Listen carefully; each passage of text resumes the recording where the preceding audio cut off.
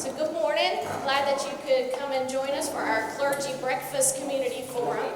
I am Lisa Moore from the Health Department, and I've probably spoken to some of you on the phone, and others of you I have met and worked with in my long career here in Burke County, so thank you so much for coming.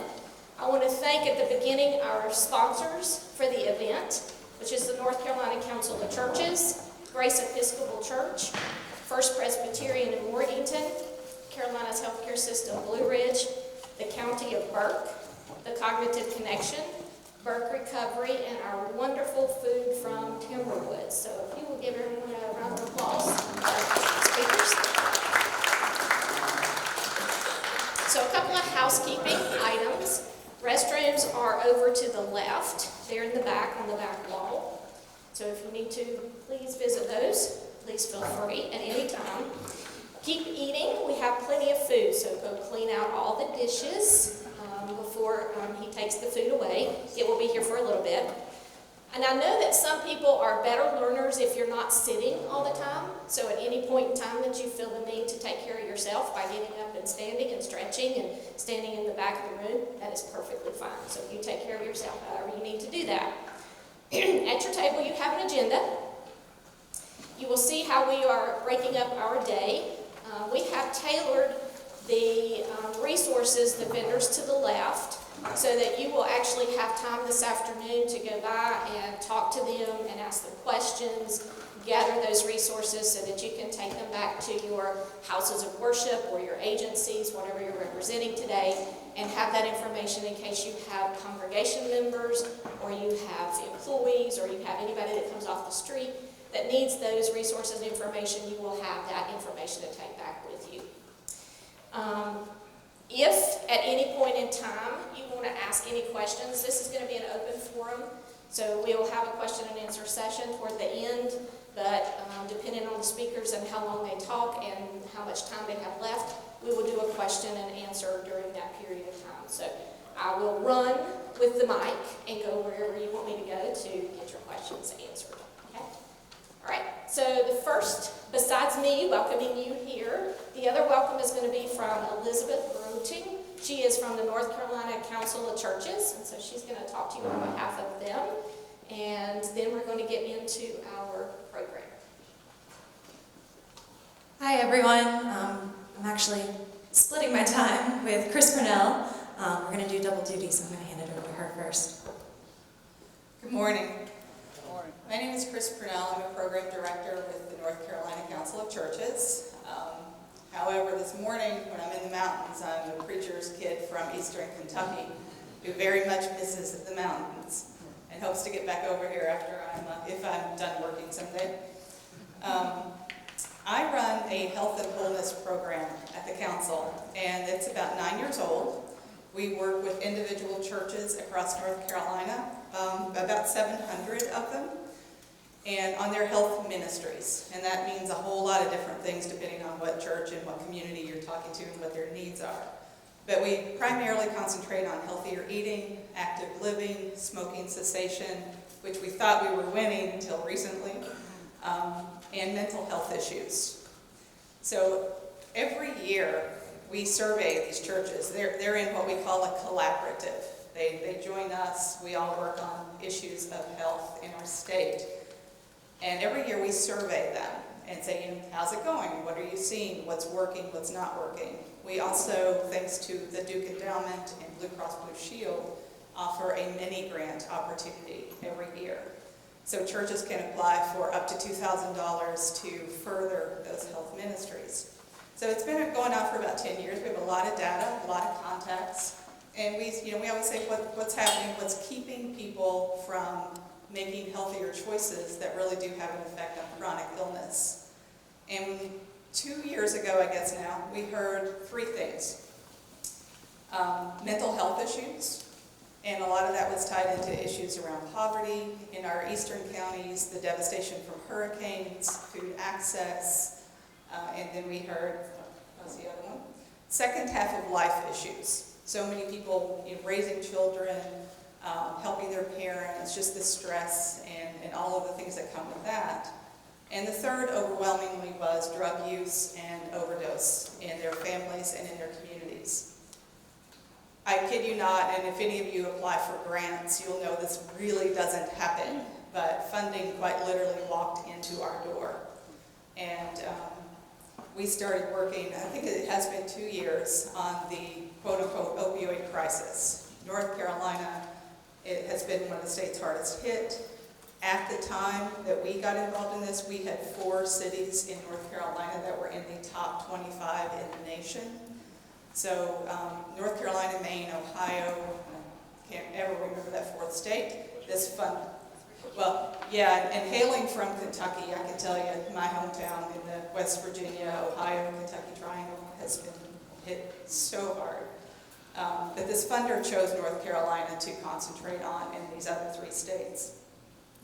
So the first thing we did is we hired Elizabeth Brewington to basically do the work, and it was 3 prongs. We wanted to set out on a listening tour. We wanted to go talk to faith leaders across our state and find out what's happening in your church, what's happening in your community, what do you think your role is, and how prepared are you for that role.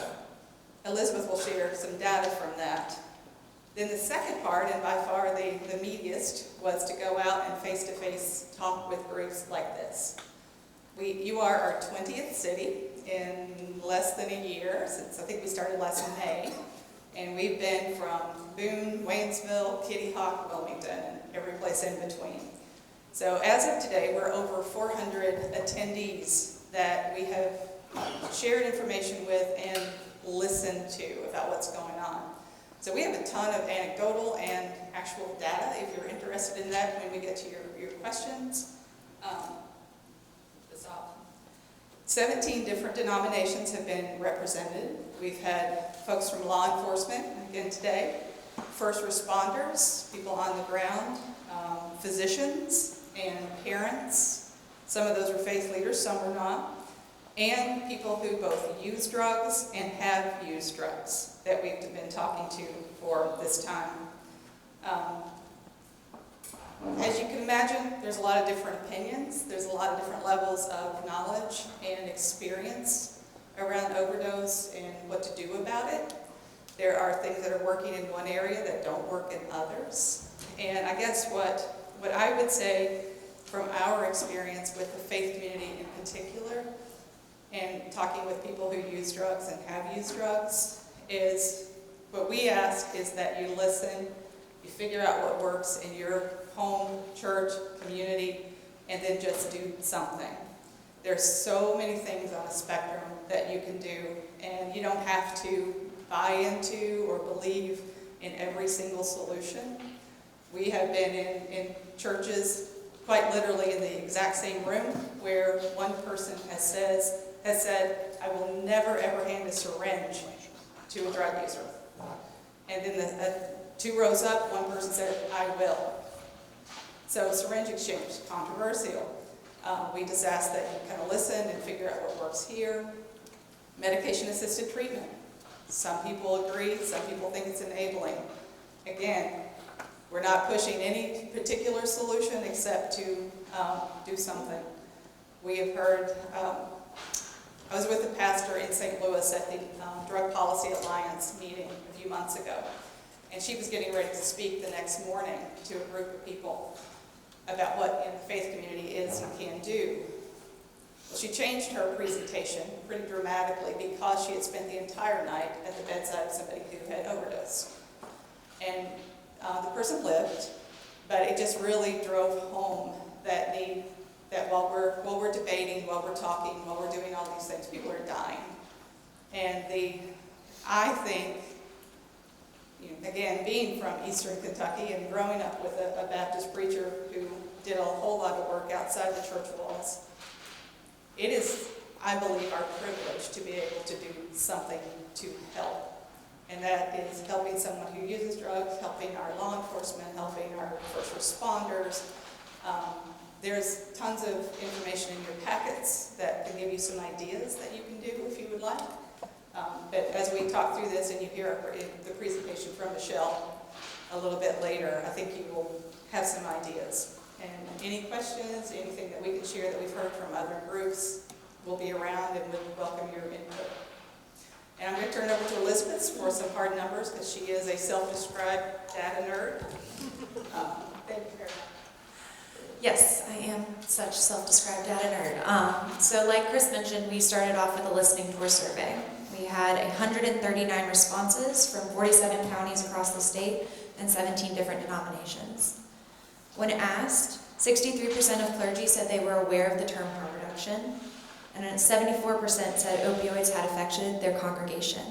And of those who had responded no, many said, we suspect it had. One pastor said, quote, we just don't talk about that here. When asked, clergy viewed their roles as a source of support, a connector to resources, an educator, and an advocate. And then when asked about what resources were available in their community, many said they did not know or were unsure. So thankfully, we have amazing resources here today, and we'll have time at the end for people to be able to see them. Also in your packets, we have some example prayers and some verses of scripture that can be used for sermons. We have a discussion guide on hospitality for people who use drugs and some basic terms and definitions. So I'll hand it back over. Thank you, guys. Anybody have any questions right quick for the council of churches? They will be here the whole morning, so if you have any questions that you want to talk to them about, any resources you want to gather from them, please feel free. So we're going to jump right into our meat of our program, and we're going to talk about the scope of the problem here in Burke County. I have two very distinguished members of law enforcement to bring that information to you, and the first one's going to be one of my really good friends, Captain Jason Wisnick from Morganton Public Safety, and he's going to talk about his view and spectrum from the scope of the city area, and then we're going to have Sheriff Steve Wisnick talk about the scope from the county end. Good morning, how's everyone? Great. Good, you guys look spry this morning. Everybody doing well? Been recovered from your holidays and everything? Yeah, so the holidays fell in midweek, and however that fell, it's hard to go back to work on Thursday, wasn't it? Yeah, so I'm still in holiday mode, but I'm working through it. Today, the little bit of information that I want to address with you guys and what I want to talk about is the things that I've seen over the 24 years during the course of my career. I've had a front row seat to see some of the same people that you see in your congregation. And that's a lot of what we deal with, and the least, the last, and the lost. And we deal with people in law enforcement. When I meet people, they don't seek me out because they want to shake my hand and they want to echo, hey, officer, have a nice day. It's good to see you. They don't seek us out for that reason. When do people call on services of the police? When they're in a crisis, right? And so when people are in a crisis, what causes that? What I have found over my years of experience and talking to thousands and thousands of people is that they have a basic lack of problem-solving skills. But we make mistakes, don't we? I mean, we're only human, right? That's the way we're wired, to make mistakes. And people who have made mistakes or have found themselves in a hole don't have the problem-solving skill set to dig their way out. Can we agree with that? And so you get a perpetuation of a crisis situation. A lot of times when we see people that are down on their luck, that they have fallen on hard times, it's not that they had a blue-collar or white-collar job and they just fell off the wagon.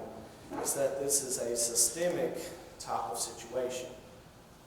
Nature versus nurture. And so people who are born into let's say a crisis situation, but they are born into a situation of chaos. Does that make sense to you? And so they see their parents, they observe those behaviors of their parents and those lack of problem-solving skills, and they're passed down generationally. And so, with that, what we're getting now and what we're seeing now a lot of times is grandparents, aunts and uncles that are raising children. Is that true in your congregation? So, how many of you know somebody right now that's, yes? And so, you see that, and we're getting these grandparents that are raising children, and they're trying to raise them in the foundation that they were brought up in. And so, but it's hard on these folks. Part of what I want to say too is as you guys are clergy and you're with the church, and so part of my message is how you can support these folks, and so that is through one way is supporting those who are caregivers, because I do see a lack of that in folks because they have nobody to turn to. They feel that they're lost. They're probably also ashamed and embarrassed for the behavior of their children, and so that's kind of where that is with that. Another thing that I have seen that is trending recently is the number of overdoses that we're having. Just this past year within the city, we have had 3 confirmed overdose deaths due to heroin and fentanyl-based products. 2 more are suspected of that. Whenever toxicology returns on that, we're almost certain that we're going to find that it is opioid-based. And so the scope of the problem really lies within a couple of things. So nobody throw any rocks at me for non-church. The services in our community are really, really good. Could they be better?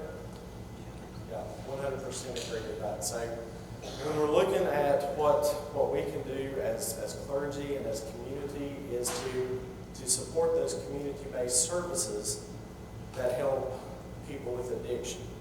And I say addiction in general because it's not just addiction to opiates.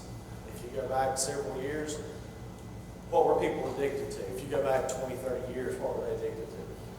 Alcohol, Quaaludes. It's a word you probably haven't heard of. Alcohol.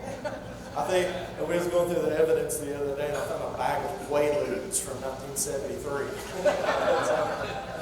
And I was like, I had to get the chief in there. What is this? Sure, during your time, so. But so Quaaludes and alcohol, going back now what is it? Heroin and meth. Occasionally we'll see some powdered cocaine, but it's pretty rare anymore. But what we're seeing tremendous amounts of in our community is meth. And they say opioid crisis. Yes, we were hit hard with opioid crisis, but meth is has been a huge problem. So last year in our evidence tape, we brought in 494 items of evidence in 1 year. Does that seem like that's high to you? So you've got more than 1 item of drug evidence coming in a day, where someone has been arrested or something has been seized from them that they're not supposed to have. That's illegal. Is that a lot? You think that's a lot? We're just talking in Morganton, in a population of about 17,000 people. Does that seem high to you? Yeah, it is. It is very high. In addition to that, whether or not we choose to arrest a person has a lot to do really with the officer's discretion. So what we've done over the past year is develop a LEAD program in partnership with Sheriff Wisnett, Catawba Valley Behavioral Health, and a few more community stakeholders. We're able to divert people from a charge into treatment. And so this program is just, it's starting to get its roots now into the community, and I think we're getting, referrals are coming in better than they were. So we've made 8 referrals. Now, not everyone has been able to maintain sobriety, but about half. And so I think that's really good. But as the program continues on, I think we're going to continue to see more success, because you're probably going to hear Sheriff Wisnett say, and I say too, that we cannot arrest our way out of addiction. That problem really lies within community-based treatment, within faith-based treatment, which I am a firm believer of, that you really can't get no treatment like you can from Jesus Christ. And so you have to really look at the community. The village has to be responsible for the people who are lost. And I hate to put that burden back on the community, but really it is the community that supports each other, because we like to be responsible for our own, don't we? And what I see here in the community where people are falling by the wayside, These are folks who have lived here most of their life. And it's hard for a community to grow and to love each other whenever you see the scope of the problem being so persistent throughout.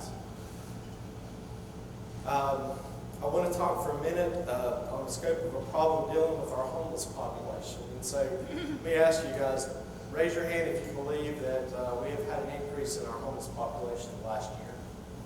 Okay, so you'd be right. Where are these folks coming from? Raise your hand if you've lived in Burke County all your life.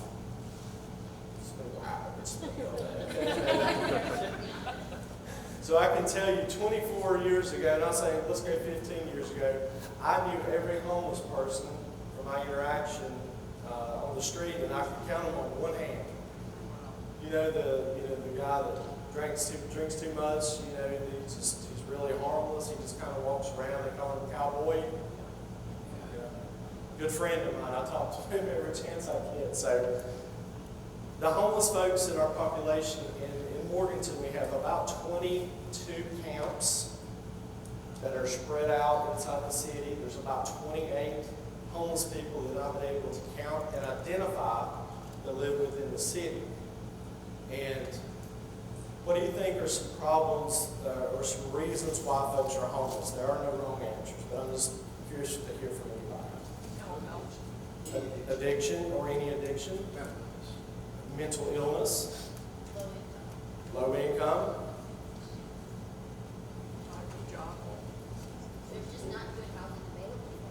There's not good housing available. So where would these folks go?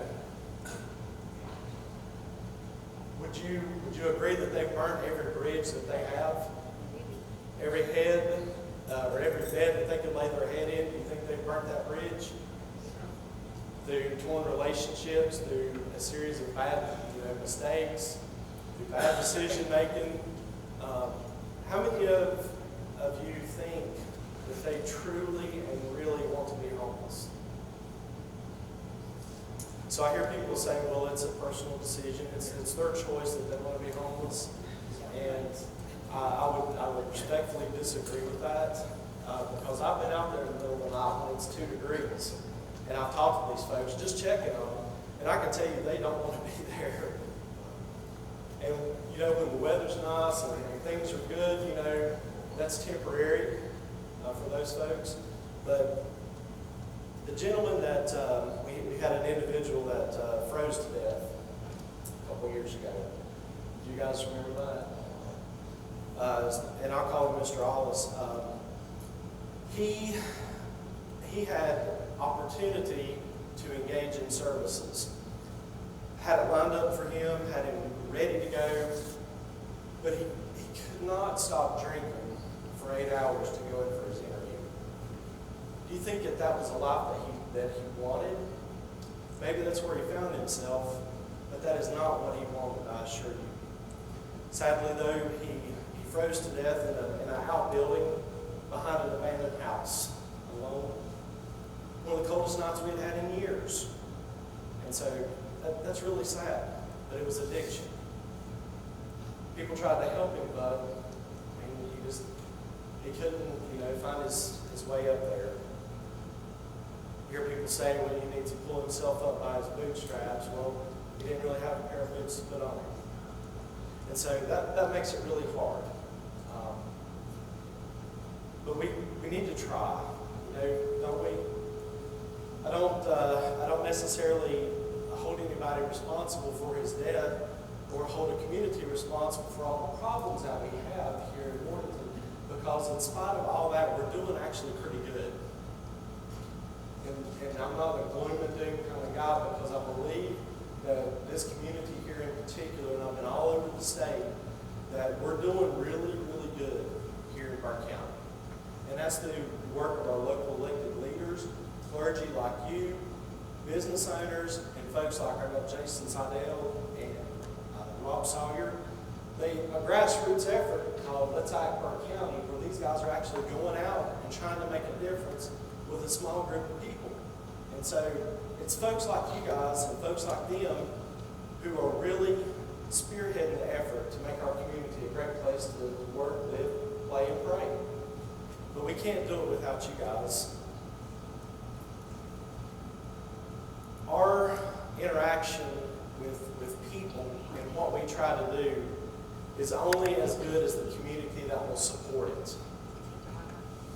And so if you guys, if clergy have an active role, which you do have an active role, but I'm asking you and pointing to a way that you can, let's say, help the community, is to consider, this is the pie in the sky dream, a funding for a halfway house or a treatment facility, a detox facility, homeless shelters, because you know the many hands make light work philosophy is true. And in Burke County, we love our Jesus, don't we? We sure do. And so when you think about it in terms like that, I think that's really important to consider future budget allocations and coming together. Another thing too is that I've talked to some homeless folks about, I try to stay when I'm working, not endorsing religious doctrine, but I've more than one occasion prayed with people. And so I think that they are afraid to go to churches as a member or to engage, and not just homeless folks, but just folks in general who are suffering from addiction. And so I had a conversation a little bit ago with the Council of Churches, and it seems like that is a fear in that and not feeling welcome. And so that's just food for thought. We can, we can certainly engage the public, engage our homeless population, engage the addict, but sometimes church isn't always within the church building, is it? And so any of you, if you wanted to get with me at some point, I'll be glad. We'll put boots on the ground and we'll go into our homeless camps and we'll do whatever it is that you want to do to engage this population. I'll be glad to help you with that. And lastly, I say that prayer is very powerful because I believe in the perfect timing. And so I think that, as a church, to continue to pray for our community and continue to pray for healing for those families that are struggling with addiction, continue to pray and strengthen our leaders and point us in the right direction, because we know that it does take a village to help us through this problem, because nobody can do it by themselves. Does anybody have any questions? With me, I'm full of information. It's pretty useless, but I'm glad to answer. Well, and how many homeless are in Morganton is the question, and so that depends. If you ask me in July, the number will be very high. If you ask me in January, when we do our federal point-time head count, it's going to be low. Why is that? It's hard to find. Yes, sir. Does public safety move people out of camps? Does public safety move people out of camps? The answer to that is only if we are requested to do so by the property owner. There are more people that we leave alone because where else are they going to go? If the property owner asks us to ask them to move, then we're obligated to do that.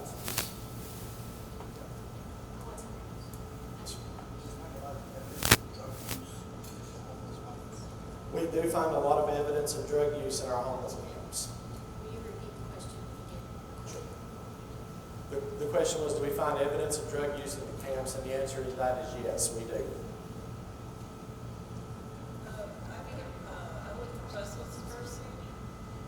I'm with Vessels of Mercy for ladies with substance abuse, and through bringing in more, we're seeing more homeless come to us.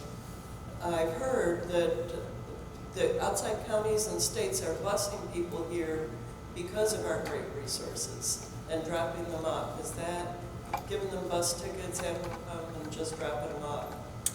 I can tell you that cars with the state tags on them from different counties have been to Burke County and been to Morganton dropping people off.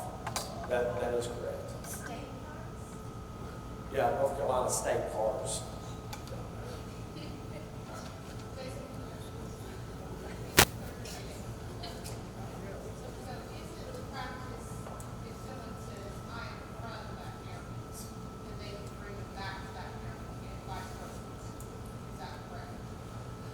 If the person states that they are from that county anywhere in the state and they want to come back to Burke County, then yes. Also, when folks are discharged from prison, if they indicate where they want to go, they will bring them to where they want to go. And a lot of times that is here in Burke County and in Warrenton. Trying to figure out how to word this.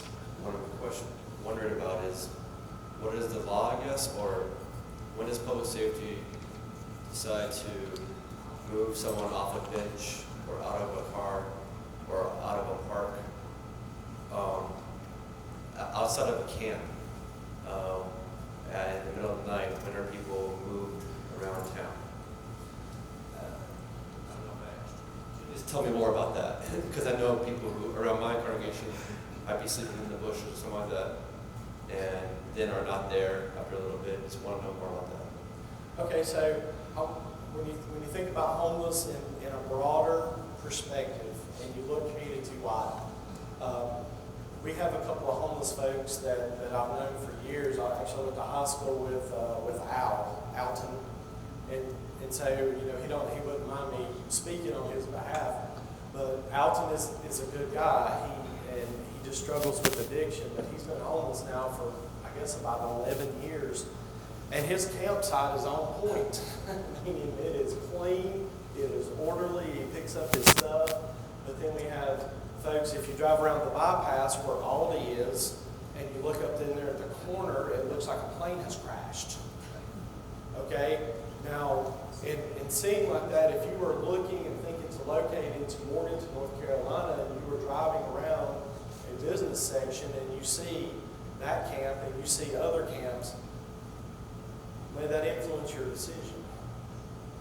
And so we're torn in between, being compassionate, but also keeping people's behavior norms in check. And so you say out of sight and out of mind, and live your life until you can get back on your feet, but not be disruptive and not commit criminal acts. And then you stay off the radar, then you're more likely to be left alone. When behavior norms and become out of line with what the community expectations are, then we are obligated to act on that sort of thing. People sleeping in cars after hours, typically that will probably be left alone. That's not to say that they won't get checked, because all sorts of things. My mom used to say, if you're out past 10 o'clock, you're up to no good. So.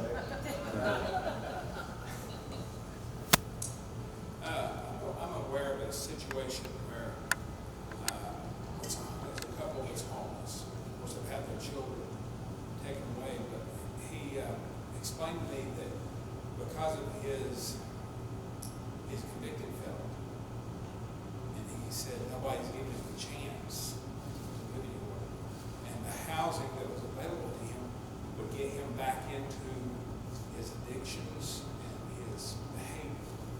It's a vicious cycle. Is there any other solution to that? And if anybody ever comes up with a solution to taking care of that, then that would be, you do so much good for the community. Now, there are resources. Catawba Valley Behavioral Health, I believe, offers interim housing, has that opportunity for folks, but I'm not sure of all the criteria. So when you get stuck as a convicted felon, depending on what type of felony it was, plus drug addict or drug addiction, that it is hard to dig your way out of that. And I wish I had the answer to that, but I don't. Jason, I'll speak just a second. There is always, for somebody who has had a felony, a reasonable accommodation, but it has to be asked for. And so lots of people do not know that reasonable accommodation, which is a federal guideline, can be considered when somebody has a felony offense related to housing. And so, as Jason said, and everybody else has said, it's about knowing the resources, or at least knowing where to call to get that kind of information. And lots of people don't know about that, that you can ask for reasonable accommodation when you've had a felony. We had a situation in Catawba County with a person who had been referred through the LEAD program, who in the same situation, him and his wife were both on the street. Husband had felonies, they had outstanding charges, and were in the process of trying to get their child back. And so through being referred through LEAD, they were able to ask for reasonable accommodation. This family was going to the plasma center to donate plasma to pay off their court fines. So they were trying to do everything that they could do to be reunified with their children, but because they didn't know the resources that were at least available or that they could attempt to get, they continued to be homeless. And so through that process, they were able to ask for reasonable accommodation. Because the DA is involved with the LEAD program, the DA was able to reduce some of their fines because of the amount that they had paid off through donating plasma, and they were able to get housing, and they were able to be reunified with their children about 2 months ago, and are doing well. So that's not every case. This is not puppy dogs and butterflies, but there is that ability when somebody can get linked to resources and to people who can at least get them going in the right direction to turn that corner.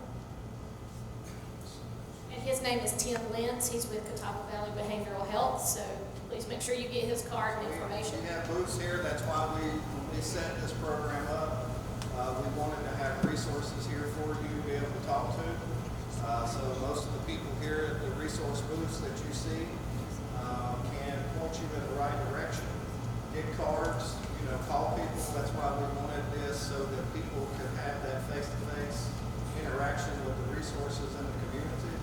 And our philosophy and everybody else's philosophy around the table, as I speak for the providers, is there's no wrong place to call. So, if you don't know, just pick a number and call them. And we're all committed. That's why this kind of event, why we wanted to do this event, was to show that this is a collaborative community, and there's really no wrong number to call. We'll get you in the right direction. We all know each other. I mean, all the resources, as the clergy, as you probably know most of the clergy within your community, the providers know each other, and we know each other on a first-name basis. So if we don't know how to help you or how to help that person, we know somebody that can potentially help. Yes, my name is Ricky Johnson. I'm the community coordinator for Break Recovery. I'm also a convicted felon twice and a Marine veteran. I've experienced homelessness. Renting as a felon is very difficult, as he mentioned. I worked for a year in the homeless veteran population in Buncombe County. My emphasis was the veteran population. And as Jason mentioned, I don't think that every person, they want to be homeless. But on the other side of the coin, it's situational. But from what I experienced, you have to put yourself in it's like a comfortable misery. When you take somebody that's homeless, say they've been homeless for about 5 years, and they've developed these tools that help them to survive in that environment, the transition from that into housing is very intimidating to a lot of people. I mean, you can just put yourself in, like, say, in a relationship or at a job that you're miserable there, but you're comfortable. So the thought of transitioning from that to a different environment can be very overwhelming and intimidating. I don't have the answer for it, but that's what I experienced over the past year working in that environment. So, thank you, Jason. One other thing I wanted to comment too, that just came to mind, a lot of complaints that we get is related to panhandling and being approached on the street or at a shopping center and being asked for money. Has any of you heard that? Yes. Okay, so it's not illegal. I'm just going to clarify that right off the bat.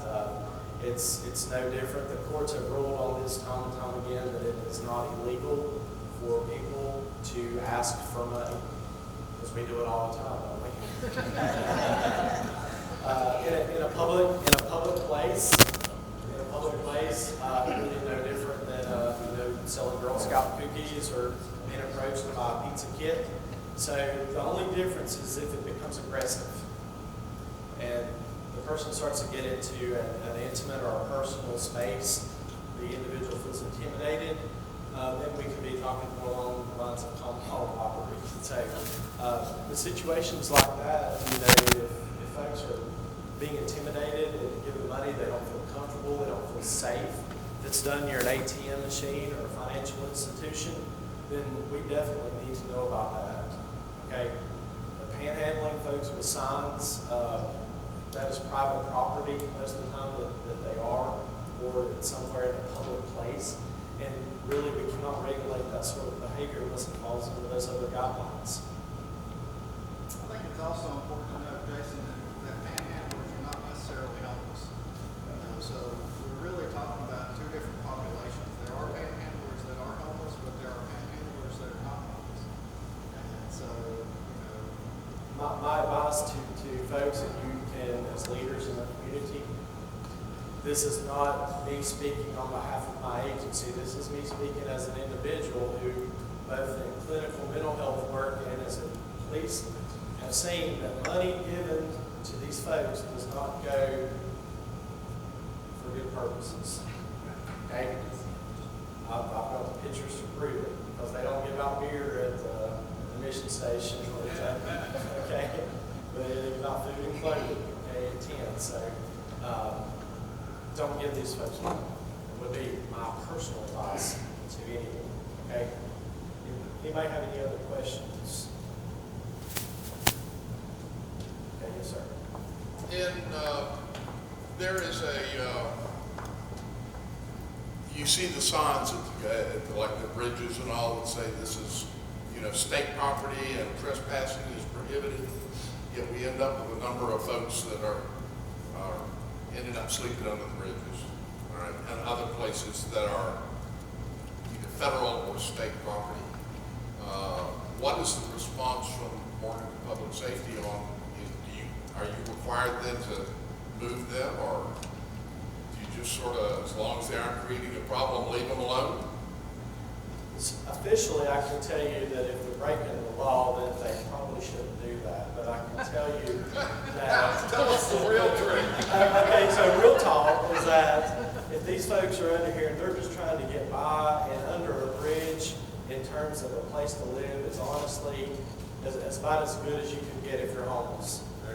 You're shielded from a lot of the weather conditions and the wind, and it's honestly, if those folks are under there and they're not causing a problem and they're just trying to live their life as best they can, then I think, we'll continue to let that go. Of course, if they call, if someone calls, we got to go deal with it. But we had a gentleman that had a huge fire under the bridge there in their Silver Creek restaurant. Like, we thought the bridge was burned, honestly. It was just coming, just seeping up to the cracks in it, and I'm like, well, come on, man. Just don't do this again. But yes. Yes, sir. What do you think, y'all, your experience with the homeless population here, what do you think is a solution for people who don't have anywhere to go during the day? Do you think something like a place where you can have charging stations, places to rest safely, do you think that's a possibility in downtown Morgan too? Or do you think of something, I just want to know your thoughts and opinion.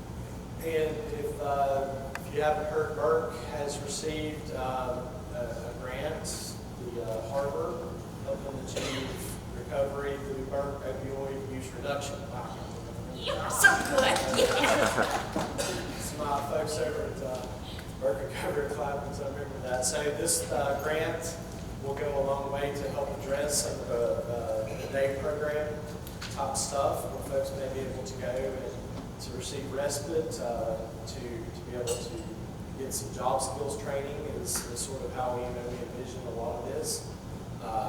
Communication skills, basic skills.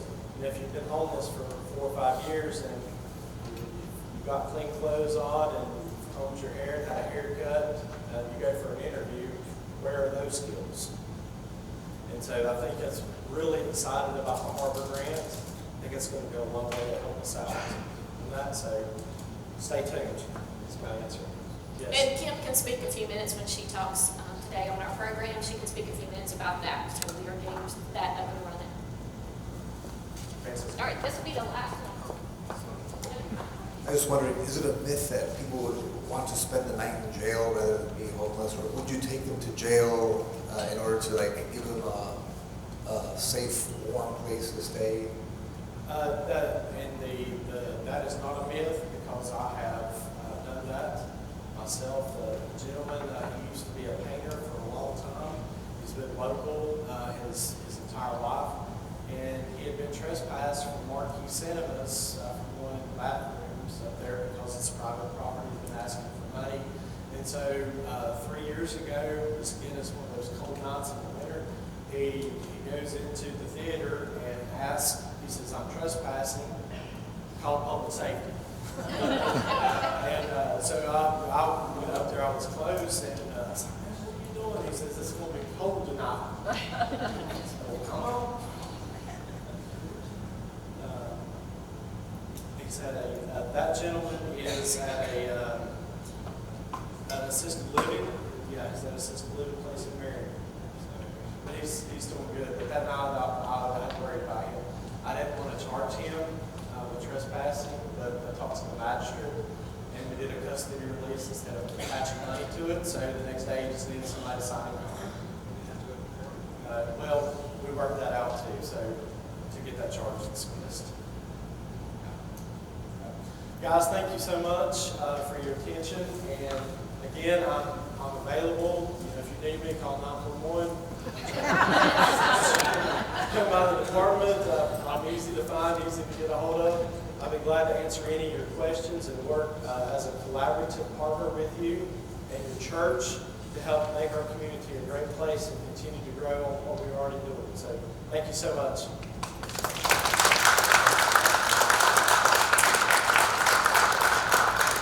I'm behind you.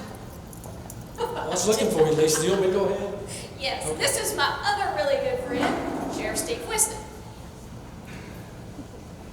Thank you so much. And for you that don't know Jason personally, he is a wonderful guy. He's got, I think, degrees in counseling and other things, and he uses those. And he's a wonderful guy. Now, he's a little different because if you look at his spelling, he doesn't have an E in his Whiston. That set of Whistons are up here. We added an E to our name trying to get closer to them. So we're not the same Whistons, but I appreciate it, Jason, so much. Let me say thank you so much for your attendance this morning, all of you that are here. Burke County has collaboratively, and you're seeing the collaboration here, made great strides in the battle against substance misuse over these last several years. In my opinion, we have one other area that we really need to emphasize, and that is our faith-based community. Through the Holy Spirit, with God's omnipotence, I have no doubt that we can do that with your help. Please allow me to provide you a little bit of information from a law enforcement view about substance issues here in Burke County. I have served as a law enforcement officer for 42 years. I know what all of you think.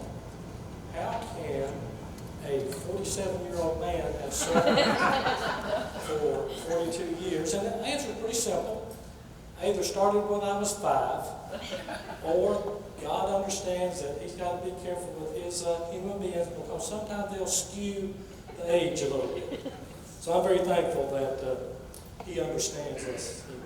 But I'm 62 years old rather than 42, but I can still remember myself as a very young officer.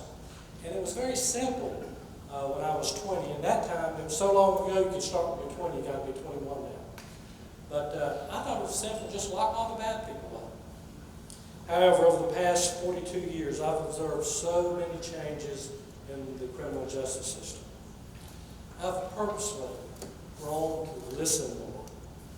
And with my mind's eye, I always try, with the best of my ability, to put myself in other people's shoes.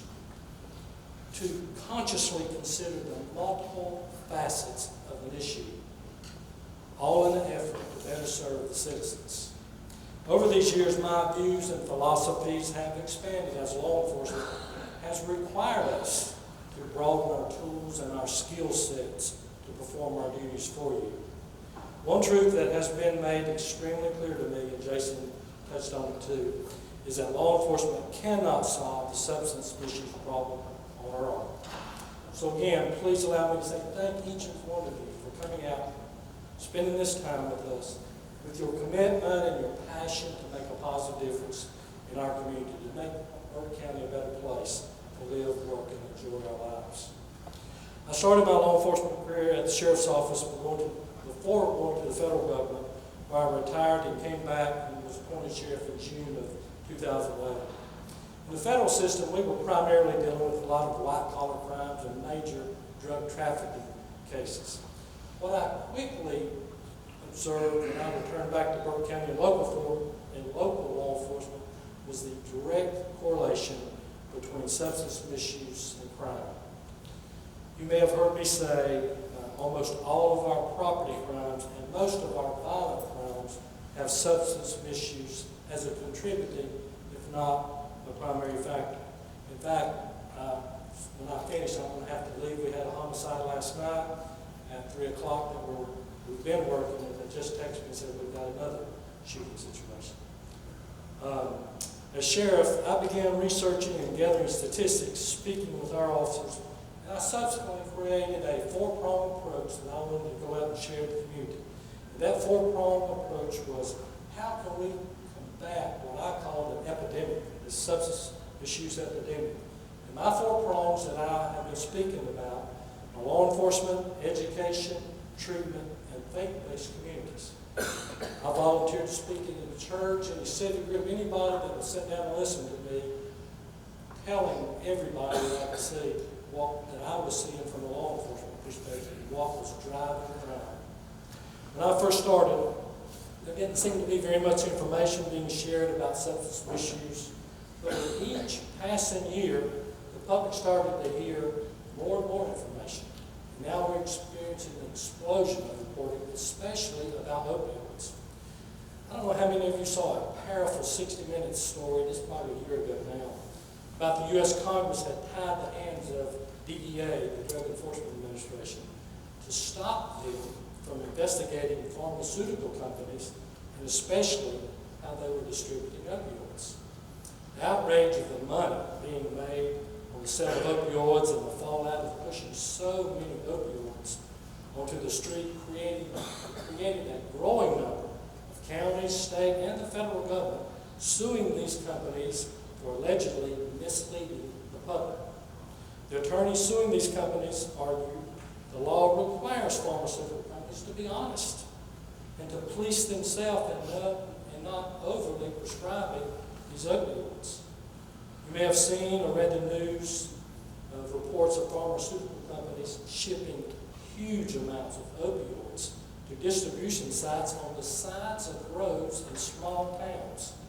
The sites sold controlled substances to people who drove long distance to obtain these prescriptions with very little oversight. Burke County is one of the counties that has filed a lawsuit. We've got our chair of the county commissioners here, and that pushed that, and I appreciate that. Burke County has joined that fight. The North Carolina Attorney General has also has a pending lawsuit on behalf of North Carolina.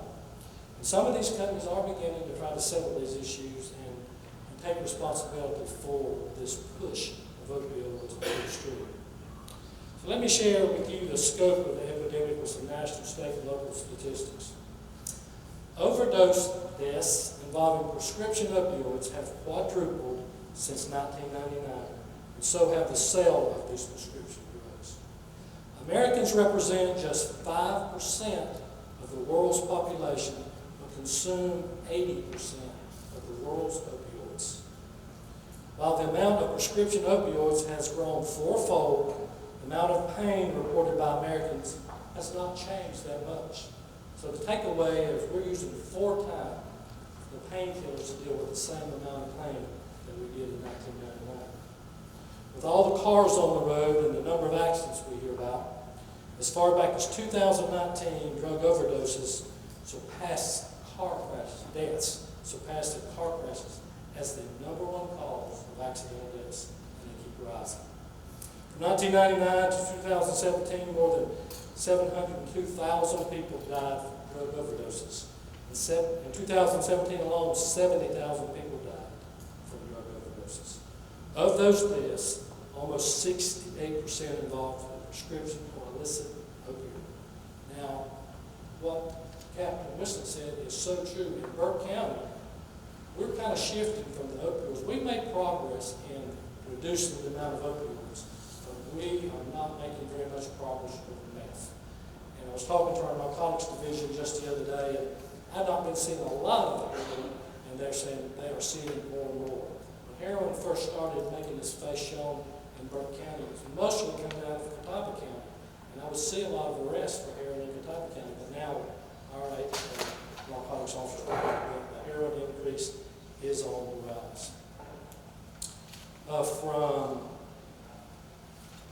That's all the national. Let me move to the state statistics. North Carolina had 24.1 drug overdose deaths for every 100,000 residents in 2017. West Virginia, and this is kind of compares us with others. West Virginia had 57.8 drug overdose deaths for every 100,000 residents in 2017. Nebraska had 8.1 drug overdose deaths from every 100,000 residents in 2017. So you can see Nebraska 8.1, West Virginia 57.8, North Carolina 24.1 overdose deaths per 100,000 people. So we're about middle of the road in that category.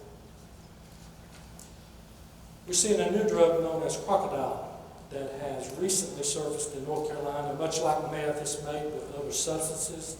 It's liquid and can be eaten, it's smoked or snorted, but it mostly is being interjected in the vein. And I encourage you to Google it. It literally rots someone's skin from the inside out. Let's bring it home to Burke County. In 2016, Burke County ranked third in the state for the highest drug poisoning rate. Between 2011 and 2012, we averaged 42 deaths annually. A survey of 560 Burke County young people ages 12 to 25 revealed that more than 1 in 4 were misusing or abusing a prescription drug. Since November 23, 2012, Burke County Narcotics Task Force has collected over 3,147 pounds of meds from drop boxes that we have at the Sheriff's Office of Valdez Police Department. In addition, we've had these drop boxes now added to Walton Department of Public Safety, East Burke Pharmacy, and Hildebrand. Now that weight does include the containers. Working with the Burke County Health Department, Buck Recovery, and others, we've collected 258,045 units of meds from take-back events since 2010. Those are the events that we set up for local citizens to bring their unwanted, unused, expired prescriptions to us that we can destroy. Using the state-maintained algorithm, the total number of pills collected in the past 7 years, through just 2 of the 7 drop boxes in the county, we collected 2,618,295 pills. That has been very encouraging about taking those meds off the streets, and it's reducing the numbers of meds that's available, or prescriptions that's available, to the point that at one time in the county we were having people breaking in houses, bypassing guns and other items of value looking for prescription meds. I remember, and this has been now probably 3 years ago, about 8 o'clock in the morning, going to a scene where a deputy had chased some people that caught them breaking into a house. We've been after this group of people for about several weeks. They were doing it in the morning, breaking in houses, waiting till people went to work and breaking in and stealing meds. And when I get there, there's a car overturned, a girl laying in the road. She's dead, and prescription meds scattered out all over that car. But people were actually breaking in the houses just looking for prescription meds, collaboratively through take-back events. A lot of things I hope you'll hear from some of these vendors that's done a great, great job about helping us get these meds from making it to the street. We have done we've made great progress in getting these meds out and not having those break-ins like we once did. My law enforcement experience has shown me that most substance misusers travel a similar path. They exhaust all of their own assets to purchase drugs. They then usually align themselves with friends and others who have the means to obtain the drugs. Next, they begin to steal from their families and their employers, if they still have a job. And finally, they begin committing multiple crimes to support their habits. Crimes ranging from breaking and enterings, larcenies, robberies, and the sale of drugs. Females commonly trade sex for drugs. Families of users tell me their loved ones can be very manipulative and convincing. However, the misuser behavior deteriorates to such a level that it becomes apparent that they no longer can control their lives. Many families will assist with treatment and attorneys to represent their loved ones as they start to rack up criminal charges, and some begin seeking treatment. I've spoken to families with financial means that have literally spent $1 million on multiple inpatient treatment centers, still to lose their child to overdose death. Many families will use tough love, allowing the addict to remain in jail, and many will charge their loved ones themselves with crimes they commit against the family for several reasons. It's common to hear family members tell me this more than one time, that at least I can sleep when they're in jail, not lay there waiting for the bed to ring, the telephone to ring, for that dreaded call that they're dead or that they are in jail for killing someone else. Many charge the misusers with criminal offenses, hoping that the court will order them to go to mandatory treatment. Regarding the law enforcement prong of my four-prong approach that I was sharing, as far as law enforcement, we will continue to aggressively investigate, arrest, and incarcerate persons committing crimes. However, most law enforcement agencies believe, as Captain Wilson said, we cannot arrest our way out of this drug epidemic. We are looking for a win-win. We want persons with substance use disorders to change their behavior. We don't want to lock them up. We want them to change their behavior. We want them to stop misusing drugs. We want to stop spending enormous sums of taxpayers' monies to investigate, arrest, prosecute, incarcerate, and monitor those people. And that is only considering the individual misuser. The wake of the substance abuser's behavior is significant and something you as clergy see more than the general public. I'm sure you've seen the pain, the suffering, the anger, and the hopelessness it creates. It splits families, it separates precious children from their parents, and it causes losses of jobs, homes, and businesses. To enhance the education and treatment prongs, the Sheriff's Office, in collaboration with those, and you've already heard some of this, I hope you hear more, have been aggressively participating in adding programs to the paths of recovery. That include the drug diversion program, LEAD, that Captain Wilson talked about. I'm very excited about the opportunities for that growing and becoming even more. It keeps people from having a record. Officers on the street stop people a lot of times with drugs. They can now make a decision, do we foresee a chance that this person, give them a chance, if they will go for an assessment, if they will try to follow the drug recovery route rather than arrest them and give them a record, they can do that. So we're excited about getting that into place. Drug courts is something else we've been doing. And it just uses a specialized model in which the judiciary, prosecution, defense bar, probation, law enforcement, mental health, social service, and treatment communities work together to assist addicted offenders with that long-term recovery. The persons we arrest are coming out of court or going to go to court anyway, so why not use a court with professional people that understand their situation? I've had the opportunity to go to drug court several times, and it's very encouraging to see users stand up and read a letter that the judge had them to share with the newly arrived people in drug court. It is very encouraging that they've been clean for 1 year, 2 years, 3 years, and telling those people, it's tough, guys, I've sat in your shoes, I understand that, but you can make it. They say, I've made it. So that is exciting to hear. And you've got a lot of drug recovery court people in here that's made that happen. And I hope you get a chance to thank them. Substance misuse, mental health counseling in the jail. I'm so excited with Catawba Valley to be able to health care and working in conjunction with KP Reynolds to have got grants. In Burke County, we have substance abuse counselors as well as mental health counselors. What we're finding is the majority of the people we arrest that are in jail have substance misuse problems. What I'm learning also is about 50% of those that have that problem also have mental health issues. In my opinion, the last place that you need to lock somebody up in a cell with mental health issues is in a jail. Detention officers do not have training to deal with those situations. But thank goodness that we have had people that's made that effort to get those counselors in jail, and I'm so appreciative that that has been something that we have accomplished here in Burke County, to the point that, and I've been told this by some vendors and some people that I've worked with in the treatment field, that Burke County is recognized as being one of the top counties with the collateral services that you're seeing for people here today. So we're very appreciative of that.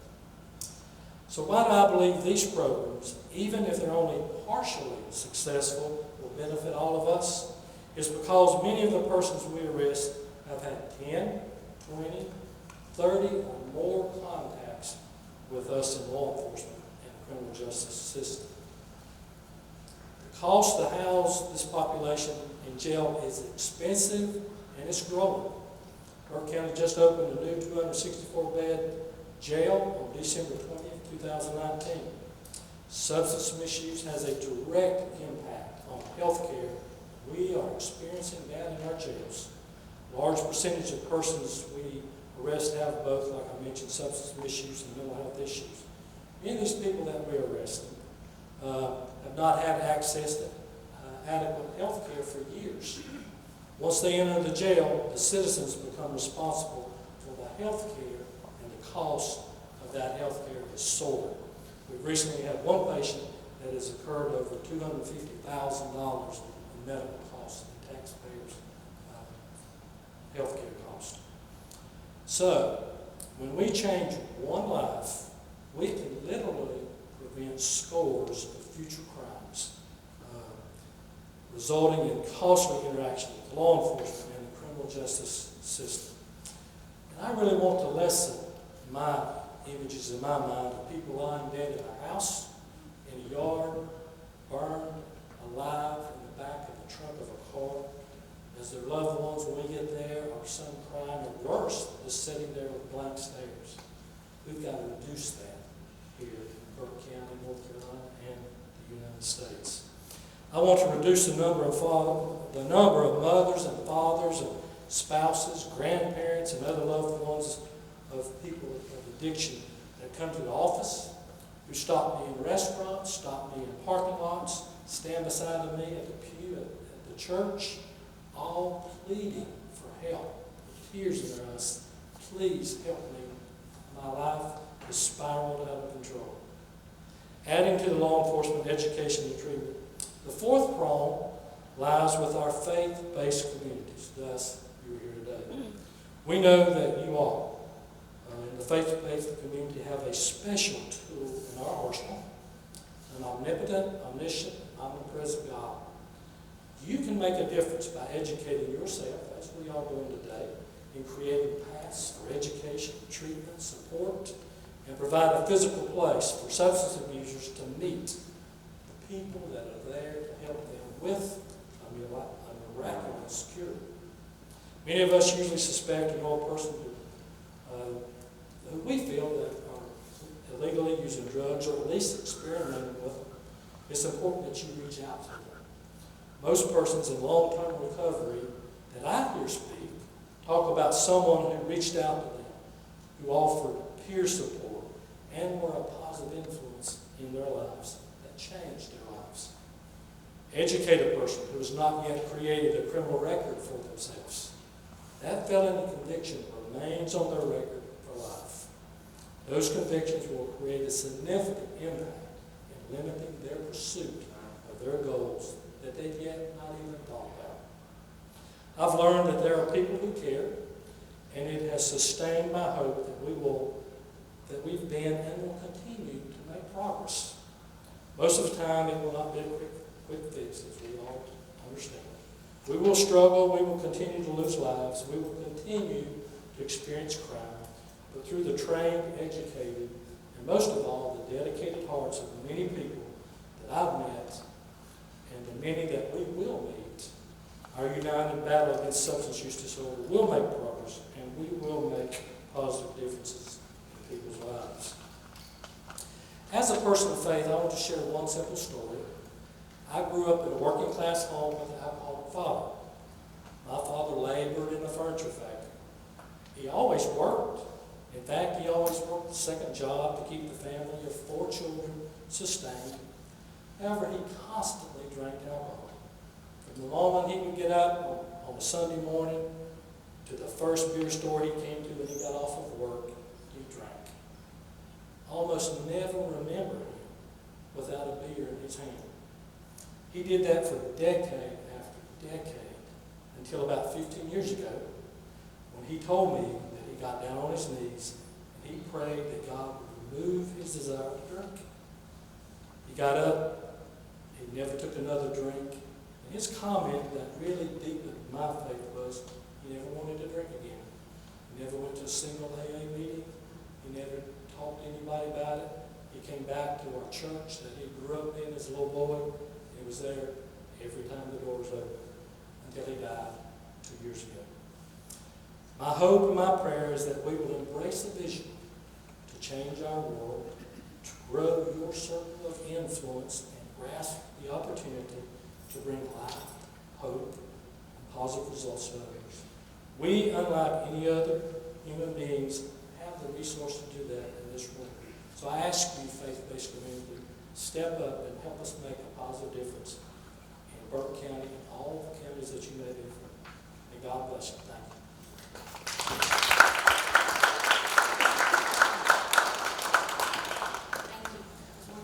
If you don't have any real burning questions, I need to run because we do have a second shooting. Does anybody have any burning questions? Thank you so much.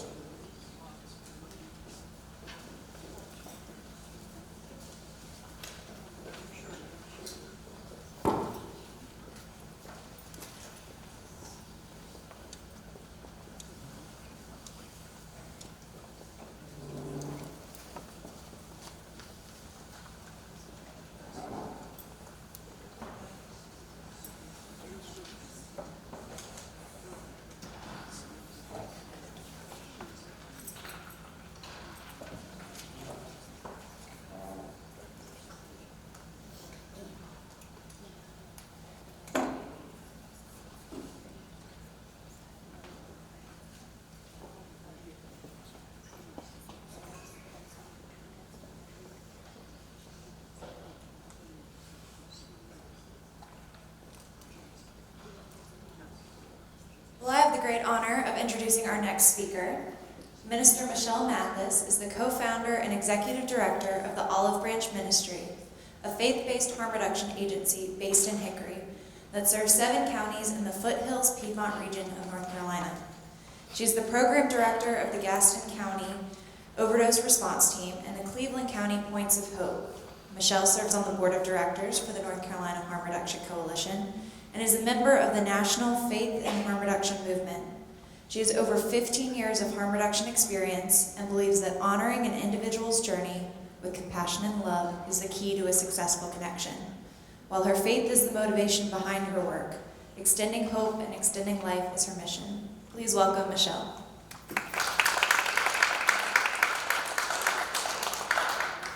Good morning.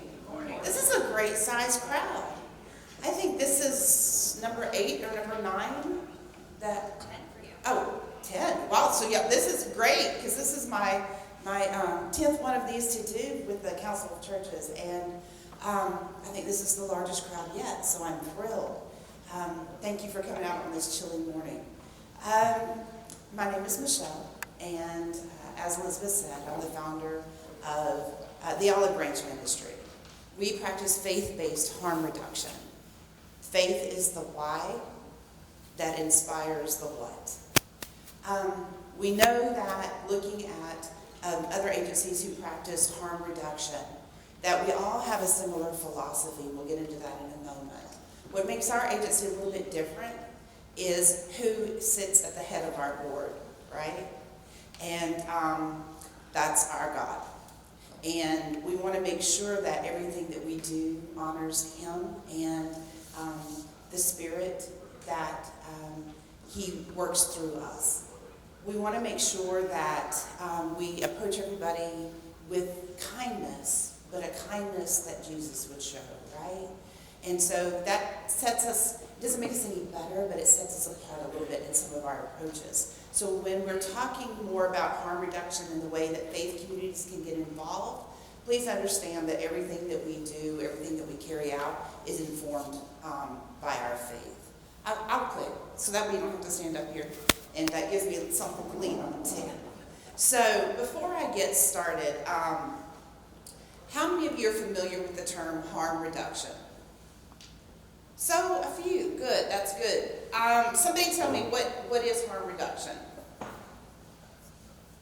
Okay, now this is the thing. I'm a preacher and I can't ask for an amen, but I'm gonna have to get some responses because we're gonna be interactive this morning. Somebody just throw out, what do you think harm reduction is? Medical assisted treatment. Okay, medical assisted treatment. What else? Counseling, okay. Making a highly risky behavior less risky. Okay, so Tim Googled this morning. Tim's my buddy, so I'm gonna pick on him.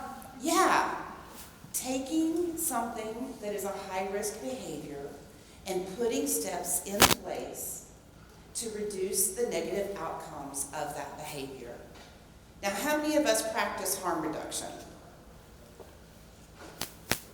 I'm gonna show you something. How many of us, when we go to the lake or go to the beach or get ready to mow the yard, put on sunscreen? How many of us wore a seatbelt to get here today? Okay. How many of us obeyed speed limits? I'm not going to answer that one this morning. And birth control is between you and your business.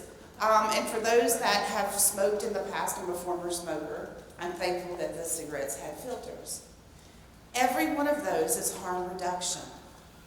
So if you put a seatbelt on this morning to get here, knowing that motor vehicle deaths are one of the top killers in the United States annually, you practice harm reduction to reduce the risk, the chances of you possibly getting killed on your way here should you be in an accident. Why? Because you wanted to come here and fellowship with folks and learn more about how to address some critical issues in our community. You had a goal, which was to arrive here. You participated in a very high-risk activity, but you put something in place to lessen that risk should that activity go awry. That is harm reduction. So now when I ask you who all practices harm reduction, every hand in the room should go up. We do that every day. If you check the expiration date on the milk in your refrigerator, you're practicing harm reduction. Some of us probably should do that more often, right? So when I talk about harm reduction and how my agency, Olive Branch Ministry, practices harm reduction, yeah, we do some of these things as it applies to the work that we do, but we're primarily talking about how do we interact with people who use, I'm sorry, I heard somebody's go up. We talk about primarily how do we interact with people who use substances and people who engage in sex work. And a lot of times those communities are tied very closely together. So that doesn't mean that we condone or we encourage any of that behavior, but we understand it's a high-risk behavior. In honoring the humanity of the individuals who participate in those activities, we want to be in a place where we can lessen those risks or give them the tools to help lessen the risks of those high-risk behaviors. Harm reduction, like we said, is reducing harm associated with a high-risk behavior to improve the quality of life. It involves many programs and policies and practices So it's not one hard, set, fast list of rules. What works for me is not going to work for you. What works for Alice is not going to work for Tim. Why? Because we all have different backgrounds, we have different upbringings, we have different financial resources, we have different childhood traumas or adulthood traumas. So we have to look at how do all of those things apply to that individual, and what steps do we need to take to reduce the risk based on whatever those traumas or experiences are. We celebrate the value of an incremental gain. Any positive step is what we call it. So if someone comes to me and they're in chaotic heroin use and they're using 10 plus times a day, and I'm able to work with that individual over a few weeks or a few months, and they go from chaotic use to maybe only using once a day or twice a day, and they're using a clean needle every time they inject. Is that great? Well, it depends on how you look at it. They've reduced their risk, or their chance of contracting HIV or Hep C, or becoming, having an abscess, because they're using clean needles. They're still engaging in a high-risk behavior. So there's still other work to be done. But we've improved their quality of life, and they're no longer chaotic in what they're doing. So it's a small gain, and we celebrate that. It's about dignity, compassion, and hope. This is kind of where our faith really pulls into this, in the hope piece. Our motto at Olive Branch is extending hope, extending life. And so many of the individuals that we encounter have lost their hope. They can't even see the possibility of tomorrow. Or if they can see tomorrow, they wish they couldn't, some of them. We want to give them hope in the fact that someone believes in them. Someone's willing to work with them, to stand beside them, to encourage them to make those incremental gains without judgment, really without expectation. And that gives them something to look forward to, someone to trust, someone to engage with. And many times we find that family and systems have turned their back. So we want to be able to offer that hope to them. Again, it looks different for each individual, and it's a philosophy. Harm reduction is not an anything goes model. So what does that mean? It doesn't mean that we encourage drug use. It doesn't mean that we enable folks. What this means is that we encourage people to take small, positive steps if they're not ready for great big leaps. But we also ask questions. That's where the don't ask, don't tell comes in. We're not a don't ask, don't tell. We do ask. We ask people about their substance use. We ask them about their history. We ask them about what we call social determinants of health. So do they have access to stable housing? Do they have access to food? Are they experiencing a domestic violence situation? Do they have access to health care? Things of that nature. And then we base how we interact and what recommendations and referrals we have with those individuals based on that information. So we do ask. And as we ask, people surprisingly are very open. They may not be the very first time, but the second time and the third time we're able to get a little bit more information. And we don't require them to give us any information to work with them. We don't even require an ID. If you come to me and you say your name is John Doe, then I'm going to write down John Doe. We want to respect them and respect their journey. And several people have done that with us. They've given us a false name, and then after they've met with us over a period of time, they say, oh, by the way, I need to reintroduce myself. This is my real name. I just weren't sure who you were at first. So that being careful about how we ask and what we ask is very important. I mentioned that we are not enabling. And this is a question I often get. Well, aren't you enabling people to use drugs? No. People are going to use drugs regardless. And those of you who have worked closely or know people, maybe family members, church members, who misuse substances, know that if someone wants and has a desire to use, they're going to. What we do is we enable people to stay disease-free. We enable people to prevent the spread of HIV and Hep C. We enable people to take control of their own journey so they're not hoarding dirty syringes, right? Or hoarding supplies because they know they have access to clean supplies. We enable people to build a relationship with someone that they can trust. And we know that individuals who participate in harm reduction programs, specifically syringe exchanges, are 5 times more likely, according to the Center for Disease Control, 5 times more likely to enter into an abstinence recovery state. Why? Because when we get to the point that they're ready to take that next small positive step and maybe look at a detox or look at a sober living or look at some sort of rehab or group therapy or medication-assisted recovery, they're going to trust the recommendations that we give them because we have a relationship.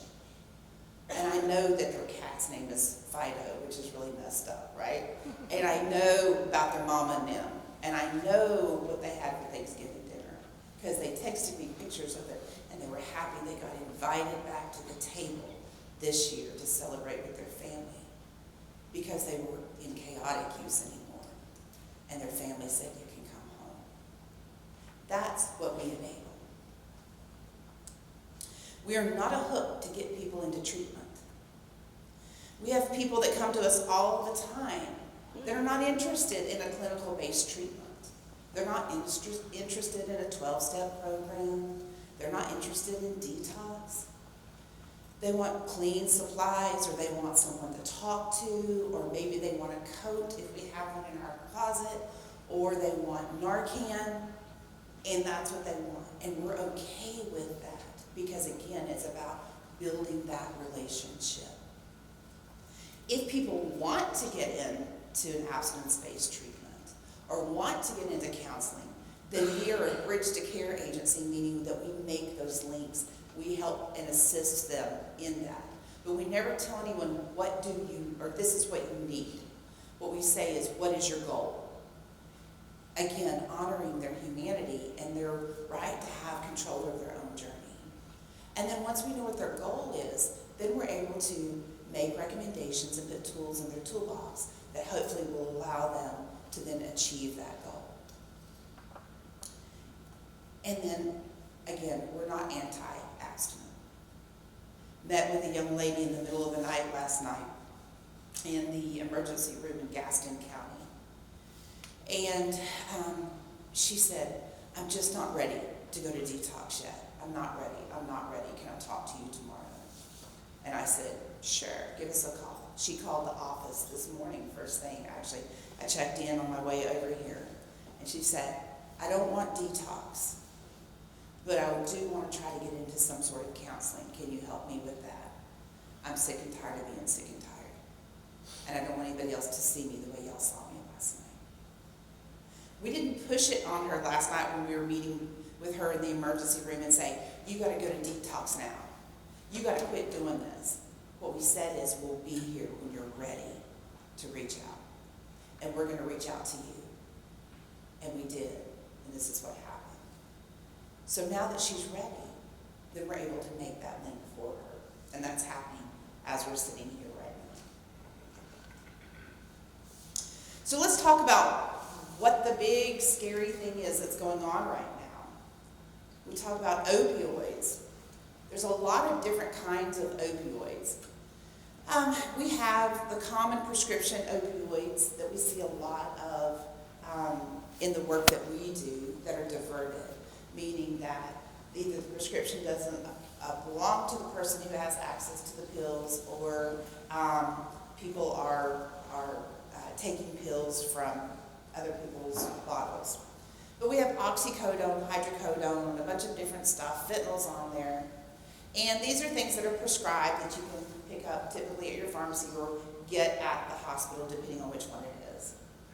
And then we have illegal opioids, heroin, again fentanyl, and then any pain medication that an individual takes that's not prescribed to them.